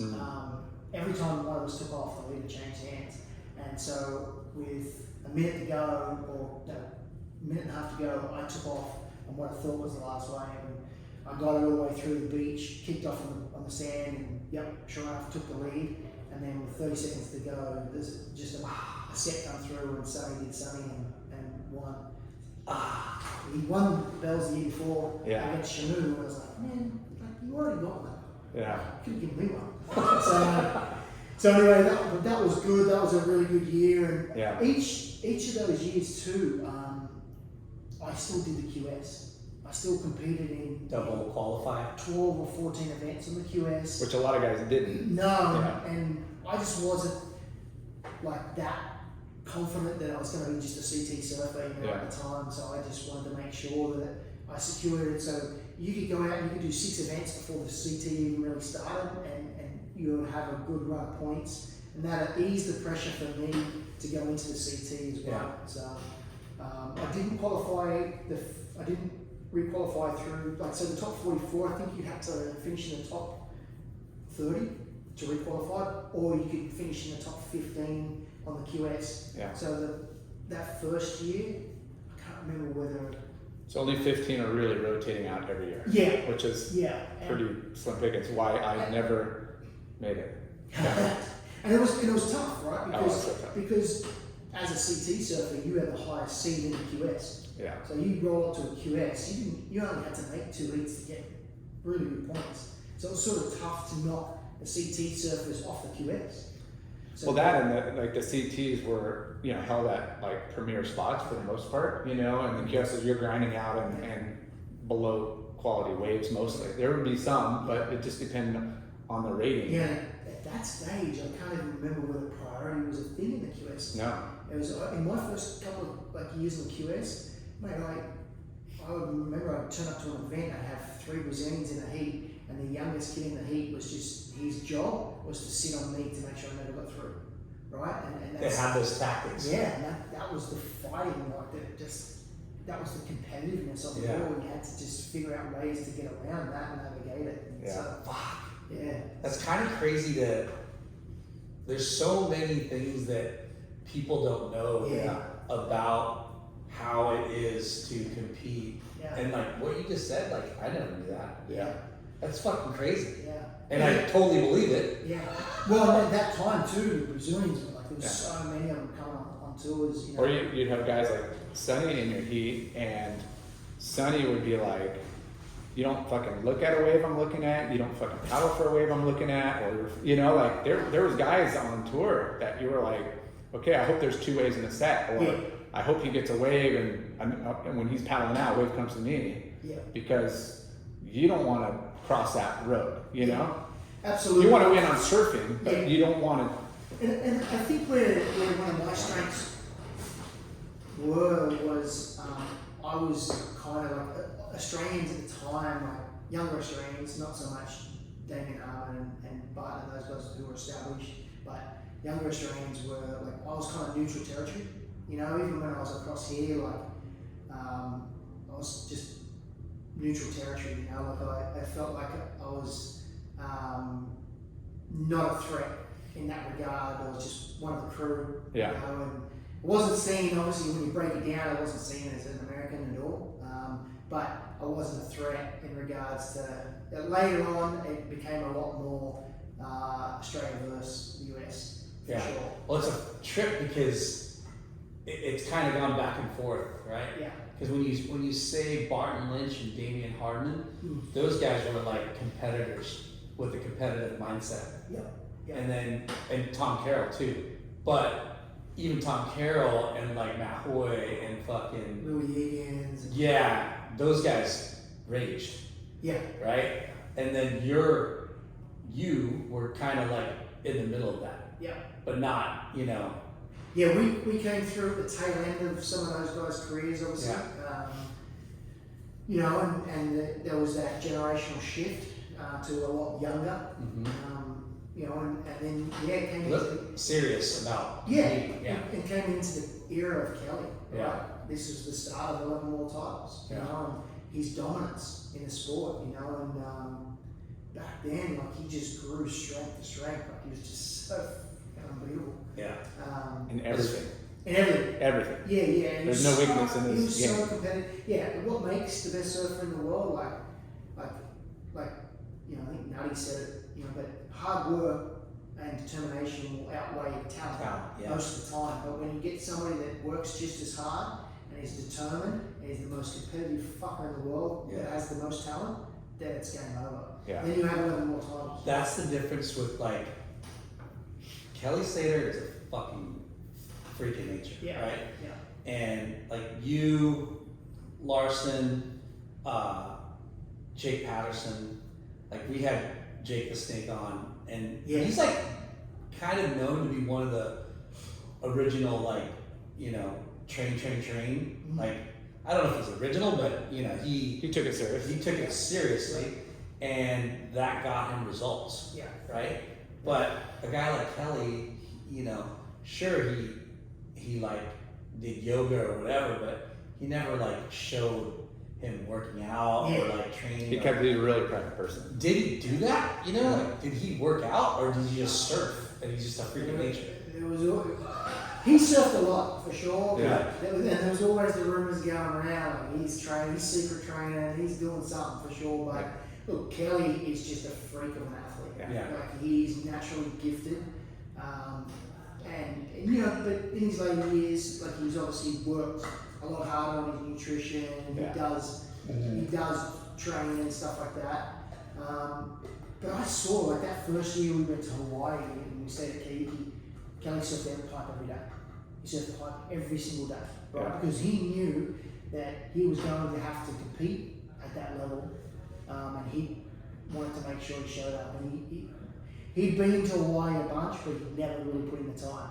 And so he knew. So he surfed the pipe every single day. He was the first guy out, and he was learning as much as he could about barrel riding and surfing pipe and getting the lineups, and he put in the work more than anybody, right? But again, like you know, there's testament through the years. Like Adriano de Souza wasn't the most talented surfer on the planet, but he was the hardest worker. Yeah. And he won a world title. Yeah. You know, and that goes back to Damien and Tabat was doing those guys through the years. Like, you know, at the time there was probably more talented guys like Pipes or like Tommy Carroll, you know, Curran. But those guys were winning because of their work ethic. For sure. Determination. So. It's got to be a mix for sure. You've got to have that drive and want to do this, and then that drives you into then training and you know that gives you the fuel to succeed for sure. What were some of your like favorite stops on tour? Man, I had like a lot. I loved Hawaii in those early years for sure. France was amazing. Yeah. You know, I even got great waves in Japan. Yeah. South Africa. You know, so incredible. Yeah, there were a lot of really good stops, you know. Indonesia's obviously, being from Australia, like Indonesia's always great. Yeah. So, That's my favorite place in the world. Yeah. Bali, Indonesia. Yeah. But we were fortunate, mate. We you know, when you went there, like a stop, you might have got the best waves, but you might have had the most fun. Yeah. Right? So that's how you just, you know, I love that place.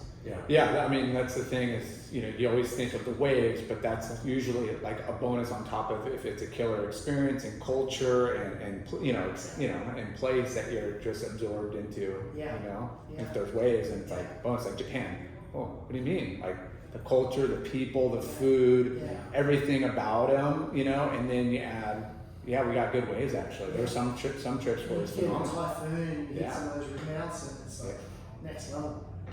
So, but yeah, I think at that time there was so many stops, so many different countries, you know, and it was just a lot of fun. Like for instance, like competing at Nuki, right? Not the greatest wave in the world, but between high tide and low tide there was a mile of difference. So crazy, right? Like high tide, I'm like when I first turned up, and they, you know, I think it was low tide, and they had the scaffolding, or they had the tent all the way down in front of the beach. And oh my God, that's so far. But there was the main tent set up and all that on the cliff. And I'm like, what's this here for?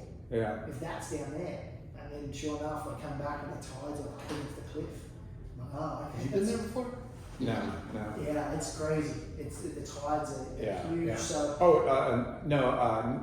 Nuki, England. Yeah. We did some events there. Yeah. And so it was just like you're learning different stuff. Like The lifeguards, their tower was on a truck, and they would back it. They would back it as the tide went out, and then they put out like flags, and they'd yell at people like, "There's only 2 of us. We can't save all of you. If you're not in between the flags, like you're on your own. Like you're gonna get like, And so like you spoke to before, where it's my first year in Europe.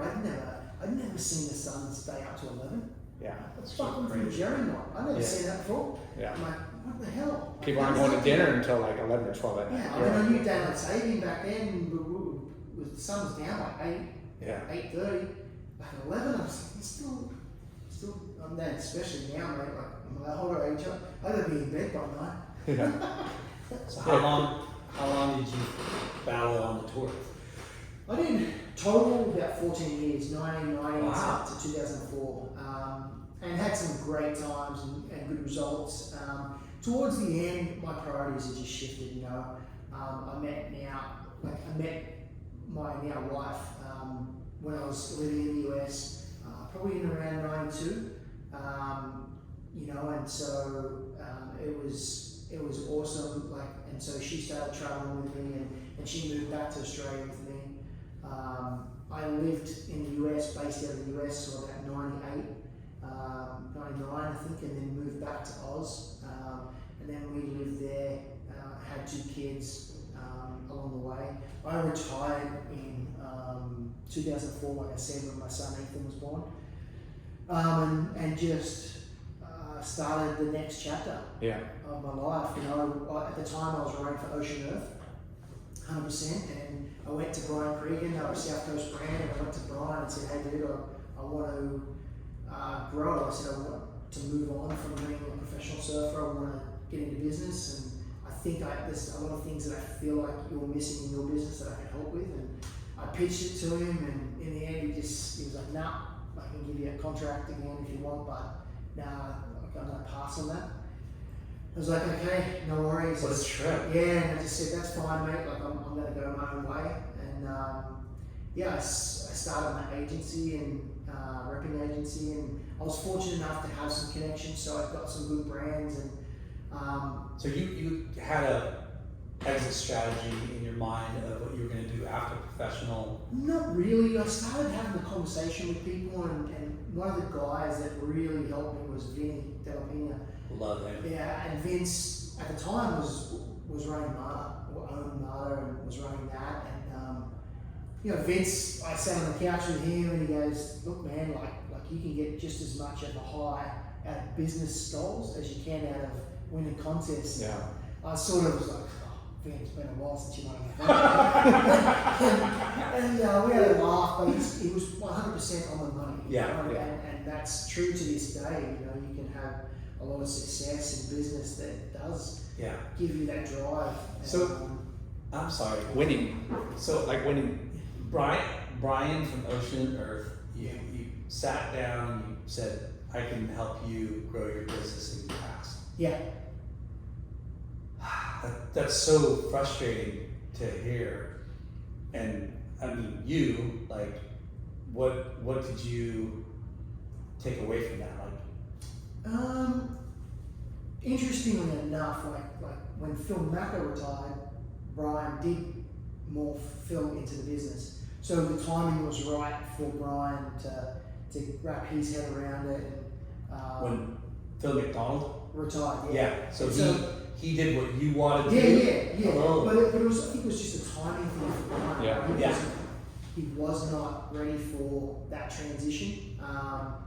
And I took that as like, okay, like, obviously hindsight, like, it was a great thing. I'm glad I never got the opportunity to go to Ocean Earth, because I feel like I would have just been boxed into the South Coast. Yeah. I got the opportunity to get out there and to learn. And like I said, Vinny threw me in deep. I got the MARTA distribution, or I was a rep for MARTA for New South Wales, and it was crazy, right? Like the guy that had the distribution in Australia, I don't think he really liked me, and he was kind of against me being a rep. But he's like, okay, Vince wants you to be the rep.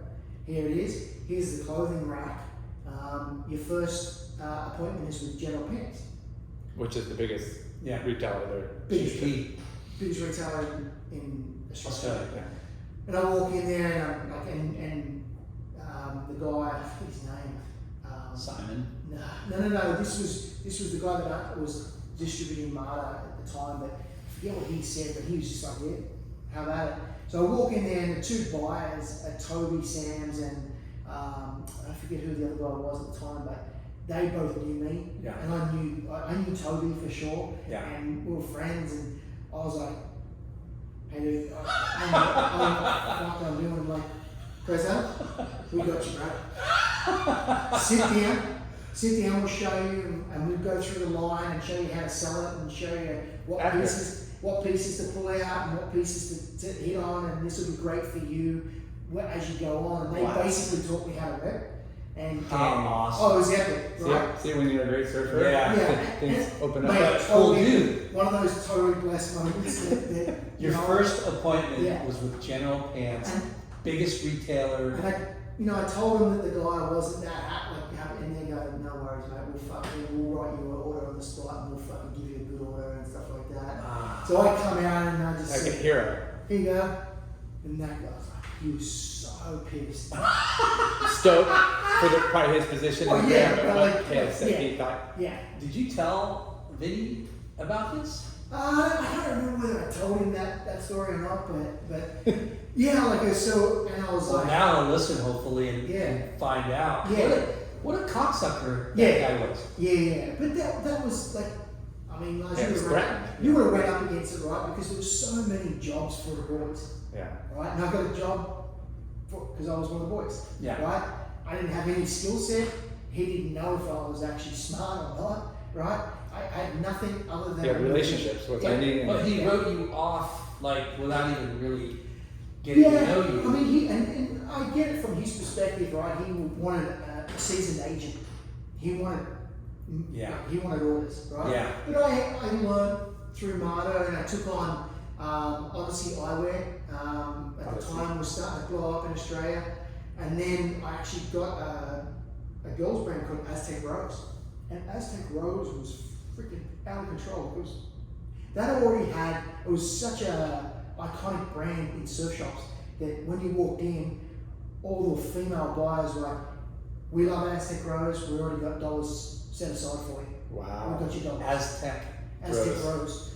And it was Jodie Mears, who went on to become Jodie Packer.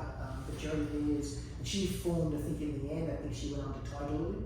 Tiger Lily. Yeah, but she was part of the Aztec Rose program, and it was crazy because so that way, then I met other agents from the other regions, and I started to learn. Like when I first went into it, I was like, how do I make money? And they're like, well, you sell this and you get a commission. Okay, what's my commission? 10%. Oh, fuck. I'm like, okay, well, so if I do $2 million in business, I get $200K. And I'm like, yeah, but you're never going to do that. So I learned. So you were like wet behind the ears. No comprehension of the title, no comprehension of the duties, no comprehension of the business. I got to pay for my own gas, my own insurance, my own sample line, my own garment, whatever. Yeah. All that. I was just taking it on because I was like, hey, I've got to hustle. My wife, and now I've got a family, so I got to hustle, right? So. Holy shit. Yeah. And so I started hustling and learning as much as I could on that side, and it was interesting at the time. Did you save money or? I was fortunate enough.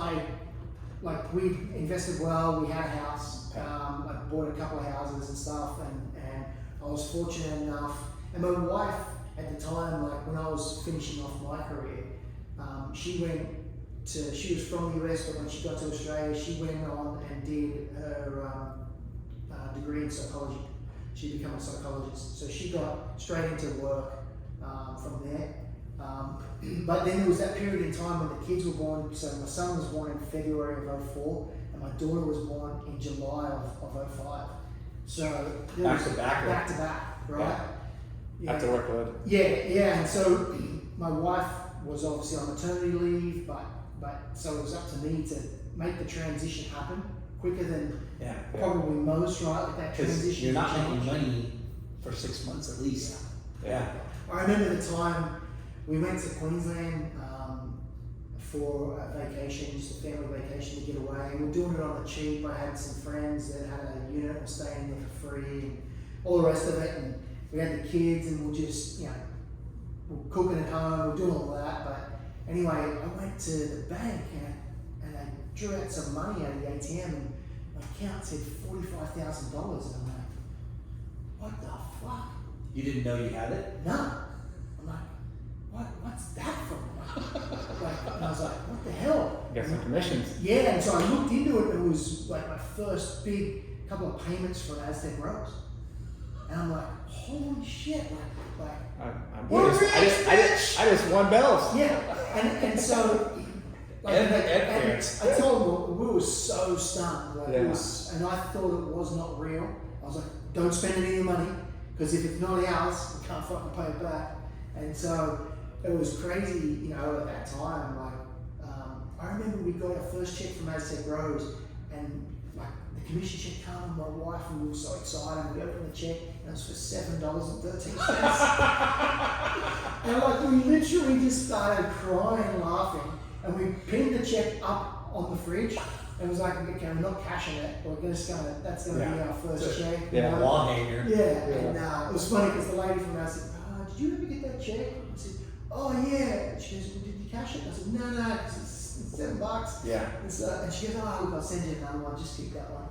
But awesome. Yeah, so it was. So backtrack to you deciding to be a rep. Yeah. And you talk to Vinny, and Vinny says, to the distributor, hey, Todd's going to be our rep first, he's going to do it. And you're like, okay, your first appointment's general pants, repping is you do everything. You make the appointments, you show the line, you have to have the network and the connections and the phone numbers and the emails.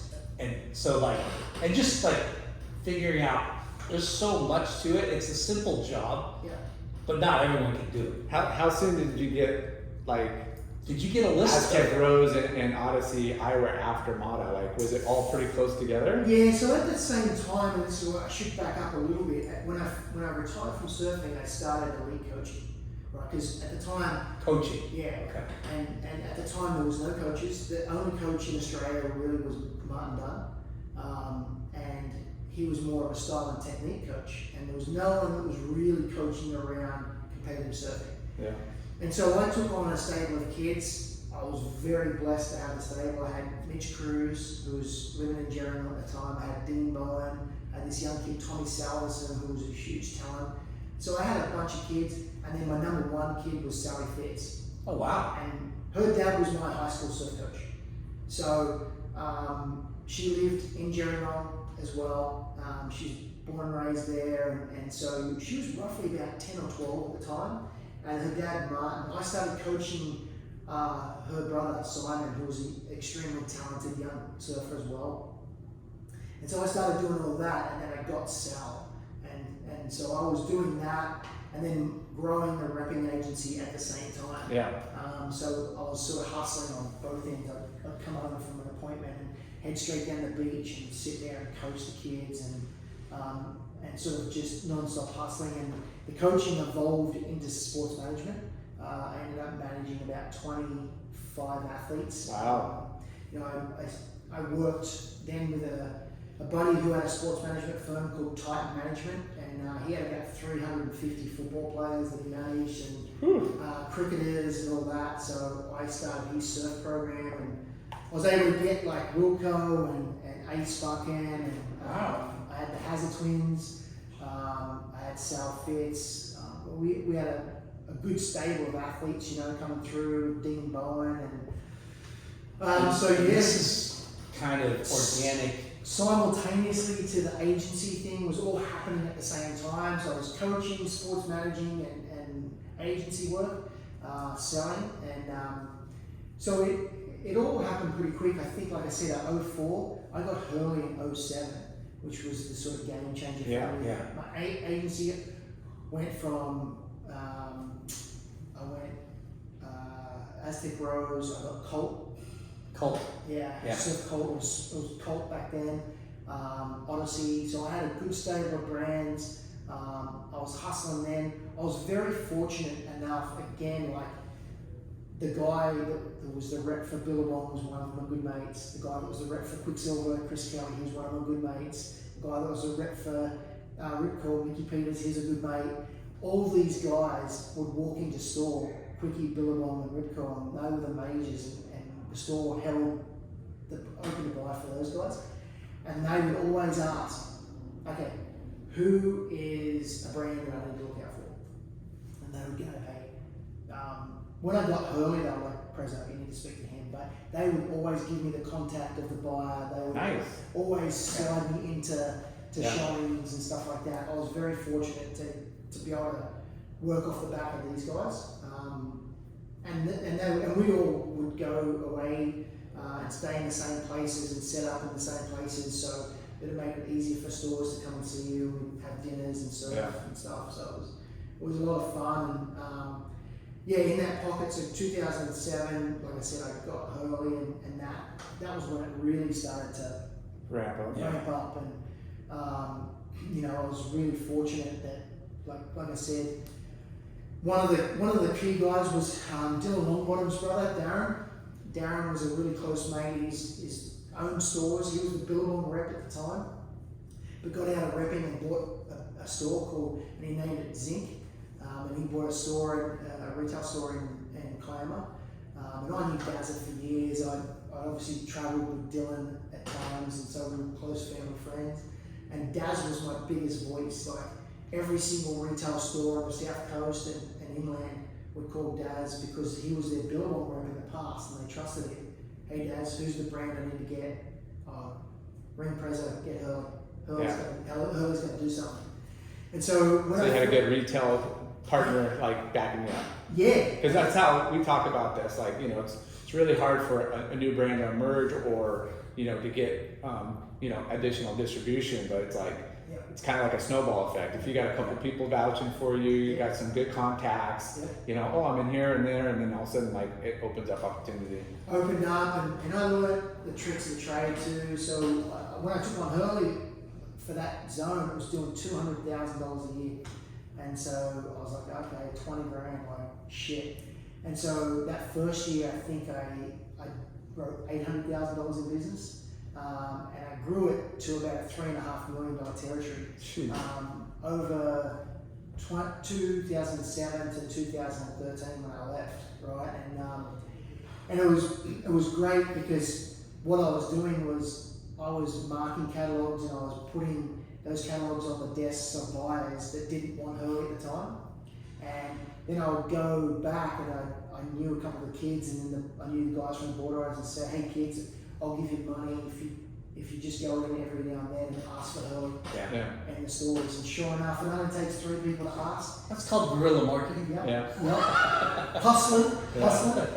And sure enough, it would only take 3 people. So I was strategically growing it 30 to 40% each year, knowing that I had an account that was going to come on and go, okay, I'll bring you on next season. To make sure you're hitting that number next season. Yeah, so I kept growing it. So it was exciting. Like I was learning a whole new skill set. I was obviously hustling and driving around. I was still doing the sports management and a little bit of coaching. I backed away from coaching a bit and went more into the sports management side. But I really liked the coaching piece. I hated the sports management piece. Negotiating. I just didn't. You're just an asshole. Yeah. Right? You kind of got to be, but Well, would be a good age. Yeah. Yeah. So, Yeah. No, we'll be back when you add another zero. yeah. And so, I merged, clearly, like hurling was my direction. Yeah. So, merged into that. At this time too, my kids, Ethan's 3, and, Hallie's 2, so like when I got hurling, so it was right timing. And, it was great too, because, those kids grew up around that, I would have accounts over and do showings in my house, and the kids would sit in on the laps of the buyers and stuff like that. So it was kind of cool for them to see that and to be immersed in the surf culture, And we had a really nice little house in Gerringong at the time, and the wife was back doing her psychology stuff, and she was really kicking ass there, and so it was a good growth area for us. What was your territory like? It was good, mate. I basically handled south of the bridge of Sydney, all the way down to the border, Victorian border. Wow. And then out inland, I did the Snowy Mountain, which was Jindabyne, and then I handled inland, which was a town called Wagga, or Wagga Wagga. Wagga has 100,000 people, and it's 6 hours inland from the coast, and so that was really good. Where Nutty's from, Deniliquin, I had an account down in Deniliquin. Deniliquin's actually in New South Wales, not in South Australia, but it sits on the border of New South Wales and Victoria and South Australia. So it was great. And the people out west, they're a totally different breed. Yeah. I still have one of my good mates who still does hurling for South Australia. He goes up and sees one of my accounts in Wagga, Gaza from Tamora, and his store is called Gaza. Wow. Yeah, Gazas. And so, it's epic. Those country people like that are lifers, They're into, those guys got into surf business because they were menswear stores. You'd go and they'd have full menswear stores, suit and tie and collared shirts.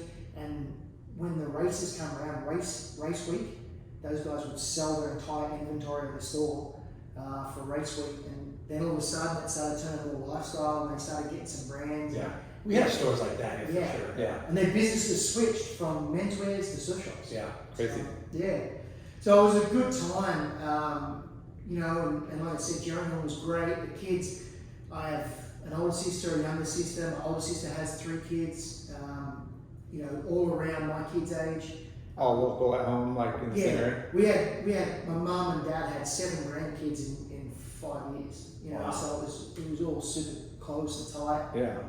And so, it was great, environment. We got immersed in the community. I went back to running the board orders. I ran the board orders for a couple of years and took on that.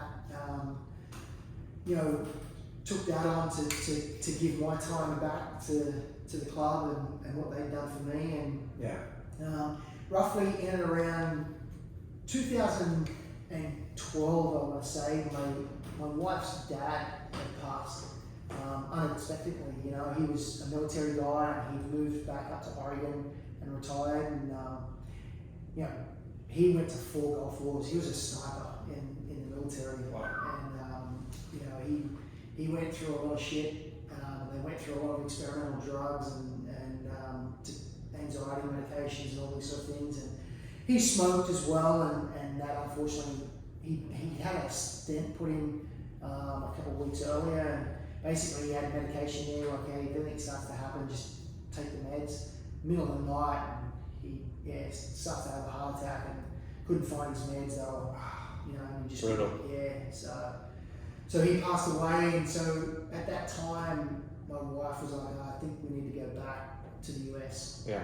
We need to get back there. I need to see my family, and I need to spend some time and give the kids exposure to the US and stuff. So we made that decision, to move back here, and which was great, but it was scary. Starting over. Yeah, it was different, right? Because I didn't so what I did was I came over, and I was able, to transition from Hurley Australia into running wetsuits for Hurley USA. So that was great. I was able to have a job, but we came over here, we basically were able to secure an apartment. It's interesting, like there's one thing worse than bad credit in the US, and that's zero credit. We had zero credit. We didn't exist. My wife didn't even exist in the system. Yeah. So we couldn't even get like an apartment to rent. So it took us a while, and it took people vouching for us, and we finally started to get set up. And I mean, we went to IKEA and bought a dining room table and a couch, you know, and that was kind of it, you know. And yeah, the kids. What did you do with What did you do with the like agency? Like, did you just hand it over, or did you bring up a sub rep, somebody else to train? Yeah, I had a sub rep at the time, and I transitioned him into running that, and I passed the entire agency because I was going to work for Hurley full time. Yeah. I passed that agency over to him. That's cool. Yeah, and he was epic. You know, Yeah. Andrew Spence and Handsome Spence, they called him, and he took that ball and ran with it. Yeah. You know, it was a great transition for me to get deeper into the actual Hurley business. You know, and yeah, so we moved over here, and my last showing was in January, February of 2013, and then we came across in March of 2013. And even though we were set up, the wife and the kids came across in October of 2012. But yeah, so we've sort of been here since then. So it was a difficult transition for sure, and especially for some young Aussie kids that had all their cousins in the town, had their grandparents in the town, and to move them to a place where they knew no one and they knew nothing, and throw them out of their comfort zone. It was definitely a hard challenge, but one I think that's going to benefit them in life, just to be able to expose them to different cultures, different environment, for sure. So that began the second US journey for me in 2013. Well, it's good you had that experience, back in the 90s, when you were here, because you're super familiar with the area and the people, so second home already for you, yes. But not for your kids. Yeah, no, the kids were fortunate in the fact that we brought them across in that period of time. Back to grandparent, travel. And we traveled maybe 4 or 5 times. And so they knew people, and they knew a couple of kids and stuff like that. But yeah, definitely a challenge for those guys for sure. And for us to get set up, right, I bought a 97 4Runner. That was the car, and I had to drive to Costa Mesa, and the wife had to walk the kids to school and walk to the store and do all that. And we were one car, single car family. And at the time too, like I don't know what triggered it, but in Australia, my wife was really sick, and she got really unwell, and she was it was like chronic fatigue, right? Like she just couldn't. She would wake up in the morning and she'd get the kids to school by 9 o'clock, and she'd come home. She'd go, "Oh my God, I need to rest." She'd go to sleep, and she'd wake up at like 3 o'clock, having to pick the kids up, and she just couldn't. Didn't know what was wrong with her. And she kept going to the doctors, and the doctors would say, "Hey, you're just tired. Like you got 2 kids, you're exhausted. Yeah. You can only write that off for so long before you know there's something wrong." And so when we moved here, it was a challenge because she was still really ill. She couldn't work, obviously, and she had to look after the kids. And I was at Costa Mesa every day, and we ended up finding out. She finally did some tests and found out she had autoimmune disease. She has Sjogren's. Sjogren's is that one where your body's cells attack its good cells, and and so the only treatment at the time was like a chemotherapy drug. Oh my gosh. And the doctor was like, "Hey, unfortunately the side effects of this is you're probably going to go blind, Holy crap. but you're going to be alive."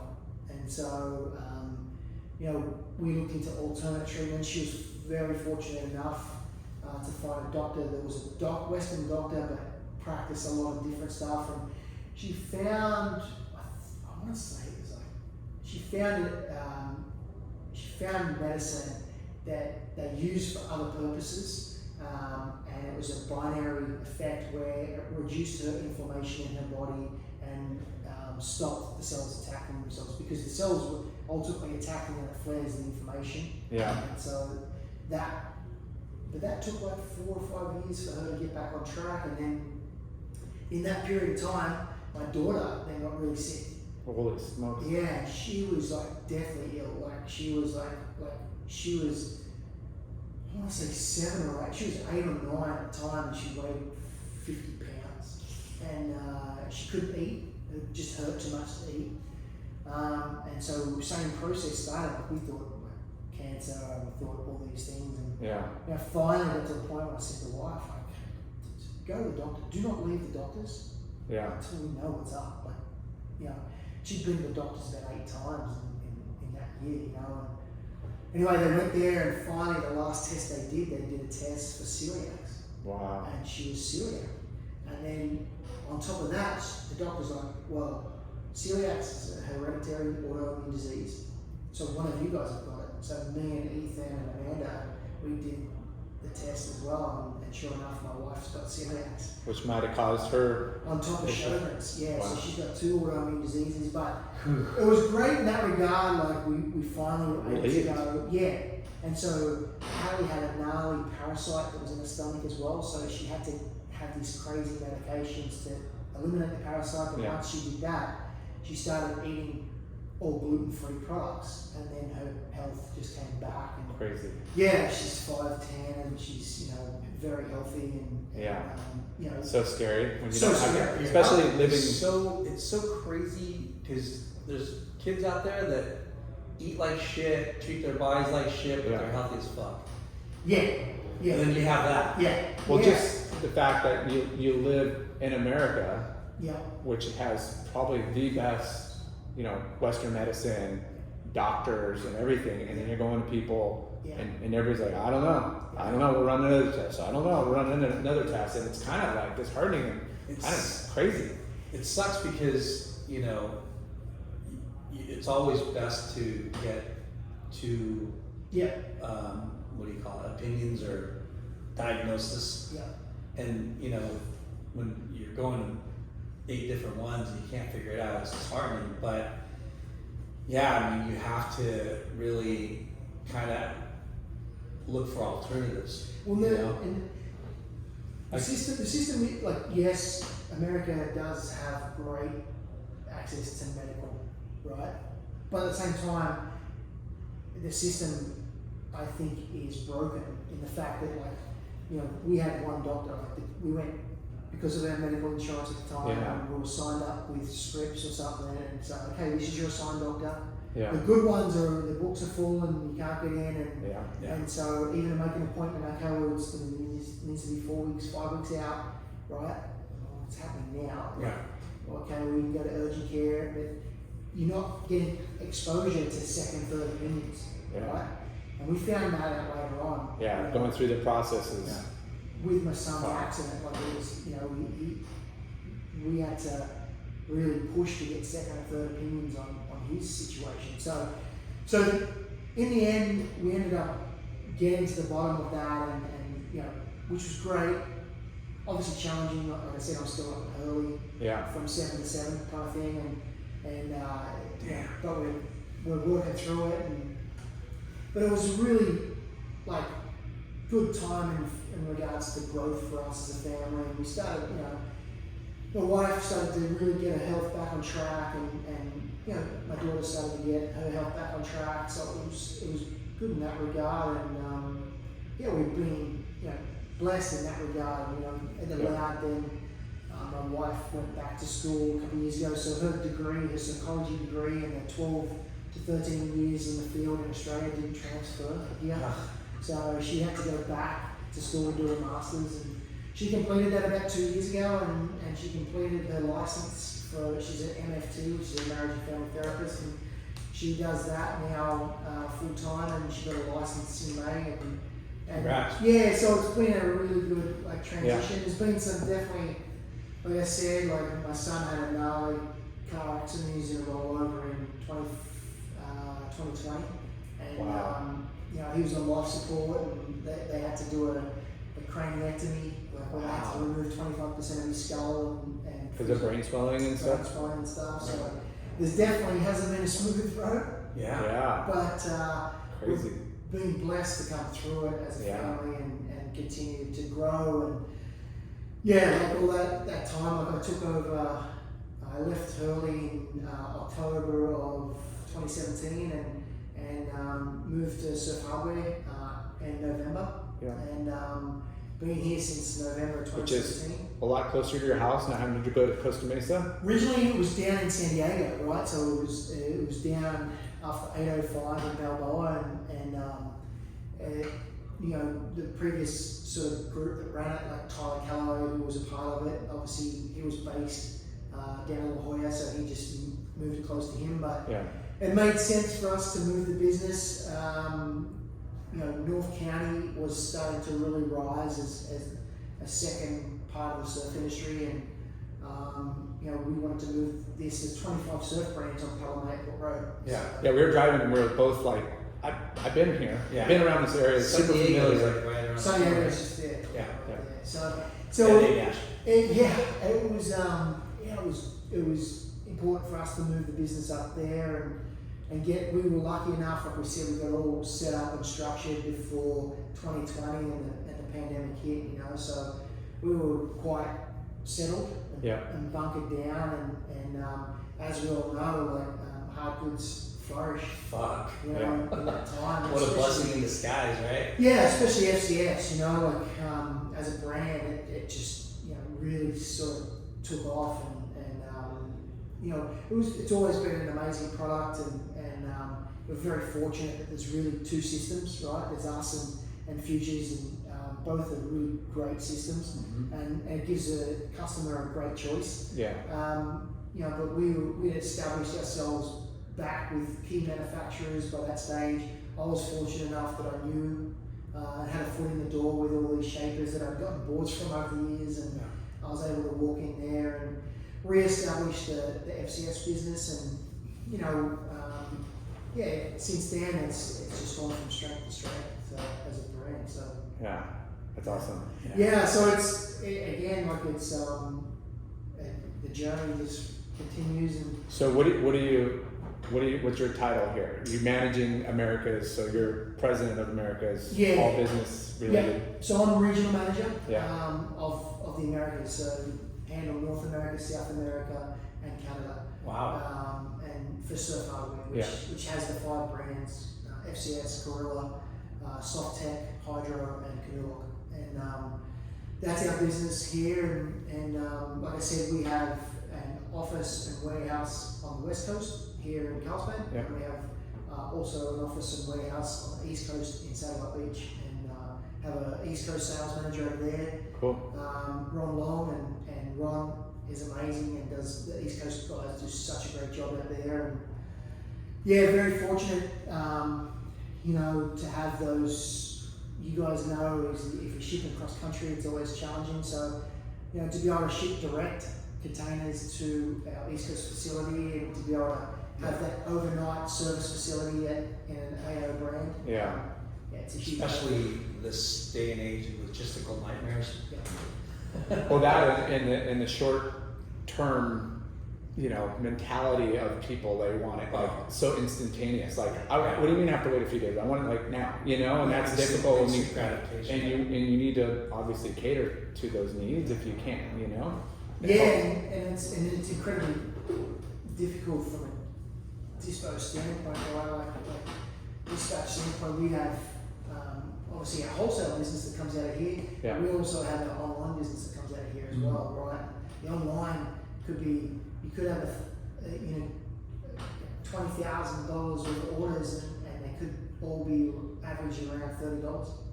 And so it just bottlenecks your whole system, So navigating through that challenge has been for sure one of the bigger issues for us as we grow. And facilitating that online customer where they are aggressive. They place their order and they send it with an email. Have you sent it? It's like, so they expect, and we've been very good at our turnaround times. for anyone, whether it's wholesale or online, it's within 4 days. Yeah. So it's a good turnaround time frame, and we've worked hard on the infrastructure for the business here and making sure that we can facilitate all facets, right? Because there is a manufacturing and plugs and boards piece, and there's also a retail piece as well. Yeah. It's crazy. Yeah. Business. Dude, Surf world. We were talking to a surfer I know. a second ago, Yeah. and all of a sudden we have this freaking shark over here. Morphed into business. Yeah. Yeah, look, I would love to say that I'm surfing, as much as I can. The body just hasn't held up as much as I would like it to. But yeah, I'm next Wednesday, I'm hitting 50. So Phew. it's Happy birthday. yeah. What day? I think Wednesday, I think, the 31st. Okay. 31st. So, but it's one of those things where my son, obviously he loves surf and skate and stuff, so I try to get out as much as I can with him, and he keeps me in the water, and the water, the waves aren't what I'm used to, obviously coming from Australia and being spoiled there, so It's hard to get motivated sometimes. it's a little hard to get motivated, Yeah. and This guy thinks it's going off when it's 2 foot. yeah, and made the other thing too, the coffee is not as good as ours. Like the coffee in ours is Oh, yeah. next level. So it's Julian fun. was here last week in Bart, and they were just like, dude, where's a good coffee place? Where's a good coffee place? I'm like, dude, there's killer coffee. No, that place sucks. Yeah. Yeah. They're all pretty nice. There's a couple like up in Costa Mesa, the boys from Common and Roasters, Aussie guys, like they do it right. Like, so there are a couple around. There's a place down here, Ironsmith, I think it is, right next to Sunbum. They do an epic flat white. Oh, Yeah. So there's a couple of flat white places around that are starting to roll up, but it's definitely a challenge to find good coffee. Have you done any wave pools or? Yes, I've been fortunate enough. I did KS Waveco. Like I've been able to do that like 5 or 6 times. Awesome for you. We do a retail trip there, or a retail manufacturing trip. We have a Q4 incentive that we throw out to certain territories and to those accounts, and we take the. Larson and I, Late Night and I are thinking about doing a retail spot. Yeah. We'll be your number one dealer. You guys have crushed Q4 coming off $0 from the year before. Yeah, Right? yeah. But so we've taken a couple of done 2 or 3 FCS trips there. We partner with Surf Edge as their exclusive supplier for fins, which has been great. And I've been able to get across to Waco as well. Waco is an amazing facility as well, but it doesn't really help my body. That is too compact for me to operate. It's really compact. Yeah. It's like after surfing Kelly's or the chaos and then that, you're like, okay, there's a happy medium somewhere between these. And it's gonna come and it's gonna be like, Well, Oceanside's getting the Yappoon style, right? I don't know what they've been approved for something. I think the biggest issue for them now is finding water. No investment for development for the developer, right? To be able to do it. Yeah. So, but I don't know. Like Shane Maggs and the boys have got some different tech. I think it's been upgraded since when he went to Waco. Yeah. Then you've got Kersey and the crew, which are doing a version of Urban Surf. There's a bit more slab. Beshan's involved in that one as well. So there's going to be some fun stuff coming down the pipeline. It's exciting and it'll add a whole other element to surf and our industry for sure. So epic, we love it. You follow the tour, I'm sure. You watch WSL, and what do you think of this new coming from a tour guy? That the mid-season swap, the finals at lowers. Like, what do you like it or? Look, I think there's a couple parts. Like I get it from a surfer's perspective where it's not really fair. Yeah. You've trained and worked for 5-10 years, or 8 years or whatever it is to get on tour. Yeah. And you get on and you only got 5 cracks at it, And it's a hard adjustment. You need more time to get settled in. And you can't get settled in that time if you've never done the CT and stuff. So I get that perspective. Maybe there should be a little longer of a cut down, you know. But I also understand now, sitting on this side of the desk, that from a WSL standpoint and from a business standpoint, that operationally you can't cover those costs and continue to cover the costs if there's not like a huge amount of support, financial support, outside of what there already is, you know. And, you're talking 10, 12, 2-week waiting periods and all the staff and all the overhead. It's incredibly expensive. It's incredibly expensive. Prize money alone, right? Yeah. Just the prize money alone. So I think in order for the sport to progress, like it did, when we could have the argument when it transferred back from 3 rounds of trials to man into the top 44 format, we could have that argument, is this right? Yeah. You know? A lot of guys thought it wasn't right, you know, but it's got to continue to evolve. How about another bud tour? Yeah. Right? Well, and here's what I would say, like, what's disappointing with the US is the circuit for the grooming circuit, right? Yeah. In Australia, the pro juniors, the pro junior circuit is amazing, right? Yeah. And then you can straight into the feeder for the QS. The QS feeds into the Challenger Series, and now the Challenger Series feeds into We need a junior feeder. Yeah, and that's where it's been let down, I feel like here. I think they really need to focus on a junior circuit here. Yeah. There's so many good athletes and so many good surfers, and I think that preps them more for that next level. Like, to go from USA Surfing Prime to QS is a big jump. Big jump. Yeah. You know.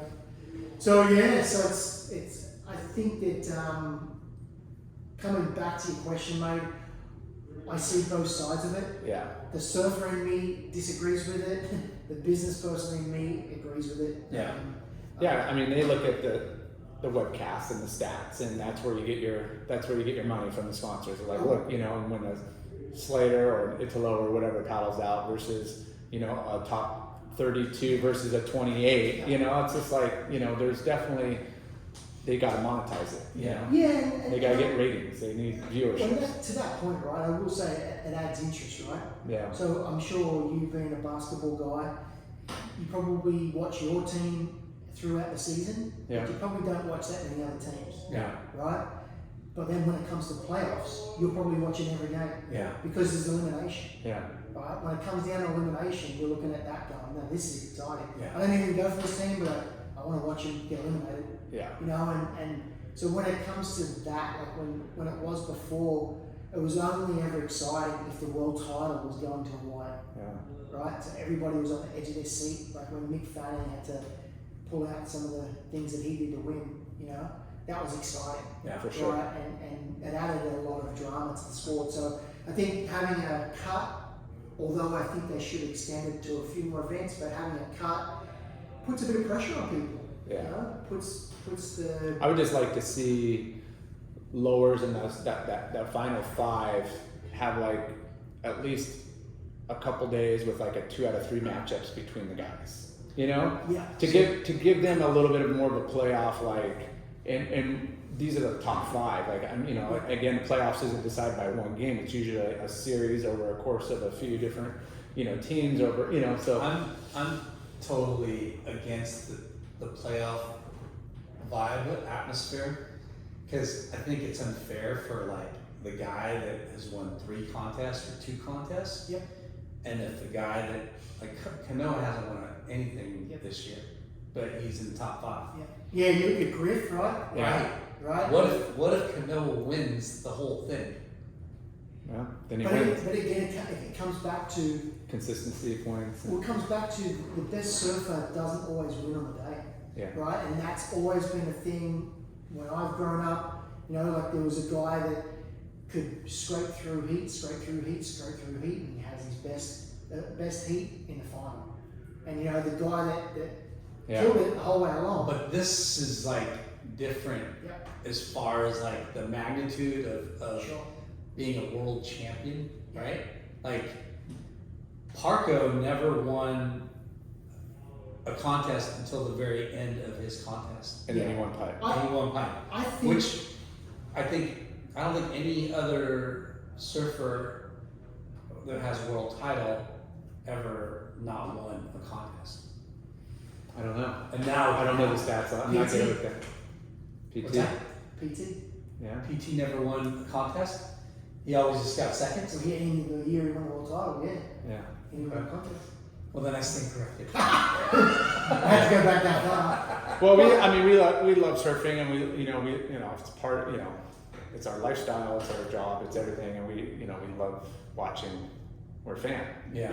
We're all fans. Yeah, I think there's merit in what you're saying, Chucky, where it's I think if they just ran the series out through the year and it was decided over the course of 12 events, Yeah. but then this event was like all for a grand prize of 500,000, right? Yeah. You had the top 5 guys that are qualified for that. There's no points on the line, it's just for money and just a showcase. Yeah. And so maybe that's Specialty. That's a specialty different. event. Yeah. And again, like last year, right? I would have been sad if Gabriel hadn't won because Yeah. he was the best surfer all year. Yeah.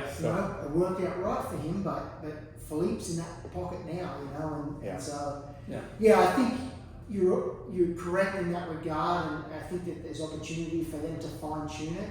But I think they've done the right thing in continuing to progress it. What's heavy is the real thing that really throws a wrench in everything that we're talking about is waves. Yeah. Yeah.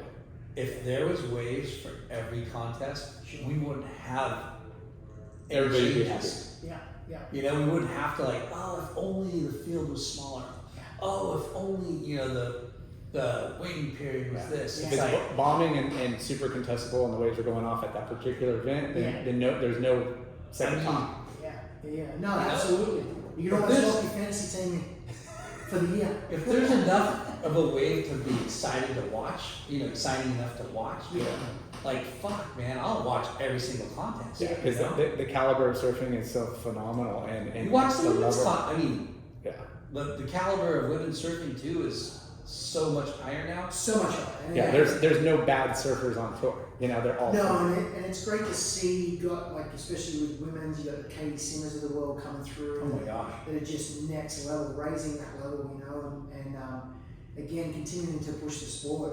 And I think that we're all fans of it. I think what I've sort of seen again sitting on this side of the desk that in the past the ASP was really it for professional surfing. You had to. Margo was the first real guy to sort of break away from not doing contests, and be able to earn a living outside of that. Nowadays, I think there's multiple parts. That WSL is just one part of it. Yeah. And it definitely is a big part. It probably represents 50%, but we've got some amazing athletes like Mason Ho and Nathan Florence. Like these guys are content creators, Yes. and they are amazing to watch and to follow. Yeah. I get just as excited watching those guys as I do, obviously, watching our guys win an event. Yeah, So totally. That's the beauty of surfing. it is, and it's evolving in that regard, which I really like. It's not just pigeonholed into, hey, if you're a kid coming through, your only option is to win a contest. Yeah. If you're not a contest surfer, it's sort of hard, So, Yeah. yeah. Well, amen to that, because I wasn't a good contest surfer, and I was able to make a living. Miles, you're ahead of your time, bro. Well, shit, man. Thank you, Fudge. I think we're kind of coming up. to the You don't want to keep your whole Yeah, sorry. day. Yeah. No, dude, this is What's awesome. happening? Yeah. But congratulations on everything, on your successes and your trials and tribulations, and coming out on top. Because life's not easy, and It's not, mate. I appreciate that. Yeah. And again, mate, just enjoying where we're at and what we're doing. So, that's it. Yeah. Not bad for a small town boy. No. Hey, No, yeah. you could be digging coal mine, You could be picking up shit. I could be in the coal mines, mate. Yeah. For sure. So I definitely been fortunate enough to stay out of the mines Yeah. for a long time. Well, you look at how many, like you mentioned earlier, how many great surfers come up and then they just kind of disappear, and they, could have parlayed it into a career within the industry, and, there's a lot of opportunities. Yeah. Just keep your head on straight and work hard and I stay think positive. to your point earlier, right, I think that there's opportunity for brands to put a program in place where it can bring people through, because you want that authenticity. You want that Yeah. person that lives it and breathes it. Yeah. You know, Definitely. definitely. There's a part that of business that needs to be attained, but at the end of the day, you want to sell authenticity. Is what surfing is. So Definitely. That's what we're about, baby. yeah. We'll end on that. Dude, Thank you guys. thank you, Todd, Prezzo, Prestage. Yeah. That was one. Wow. Where do we go? 2 Hour.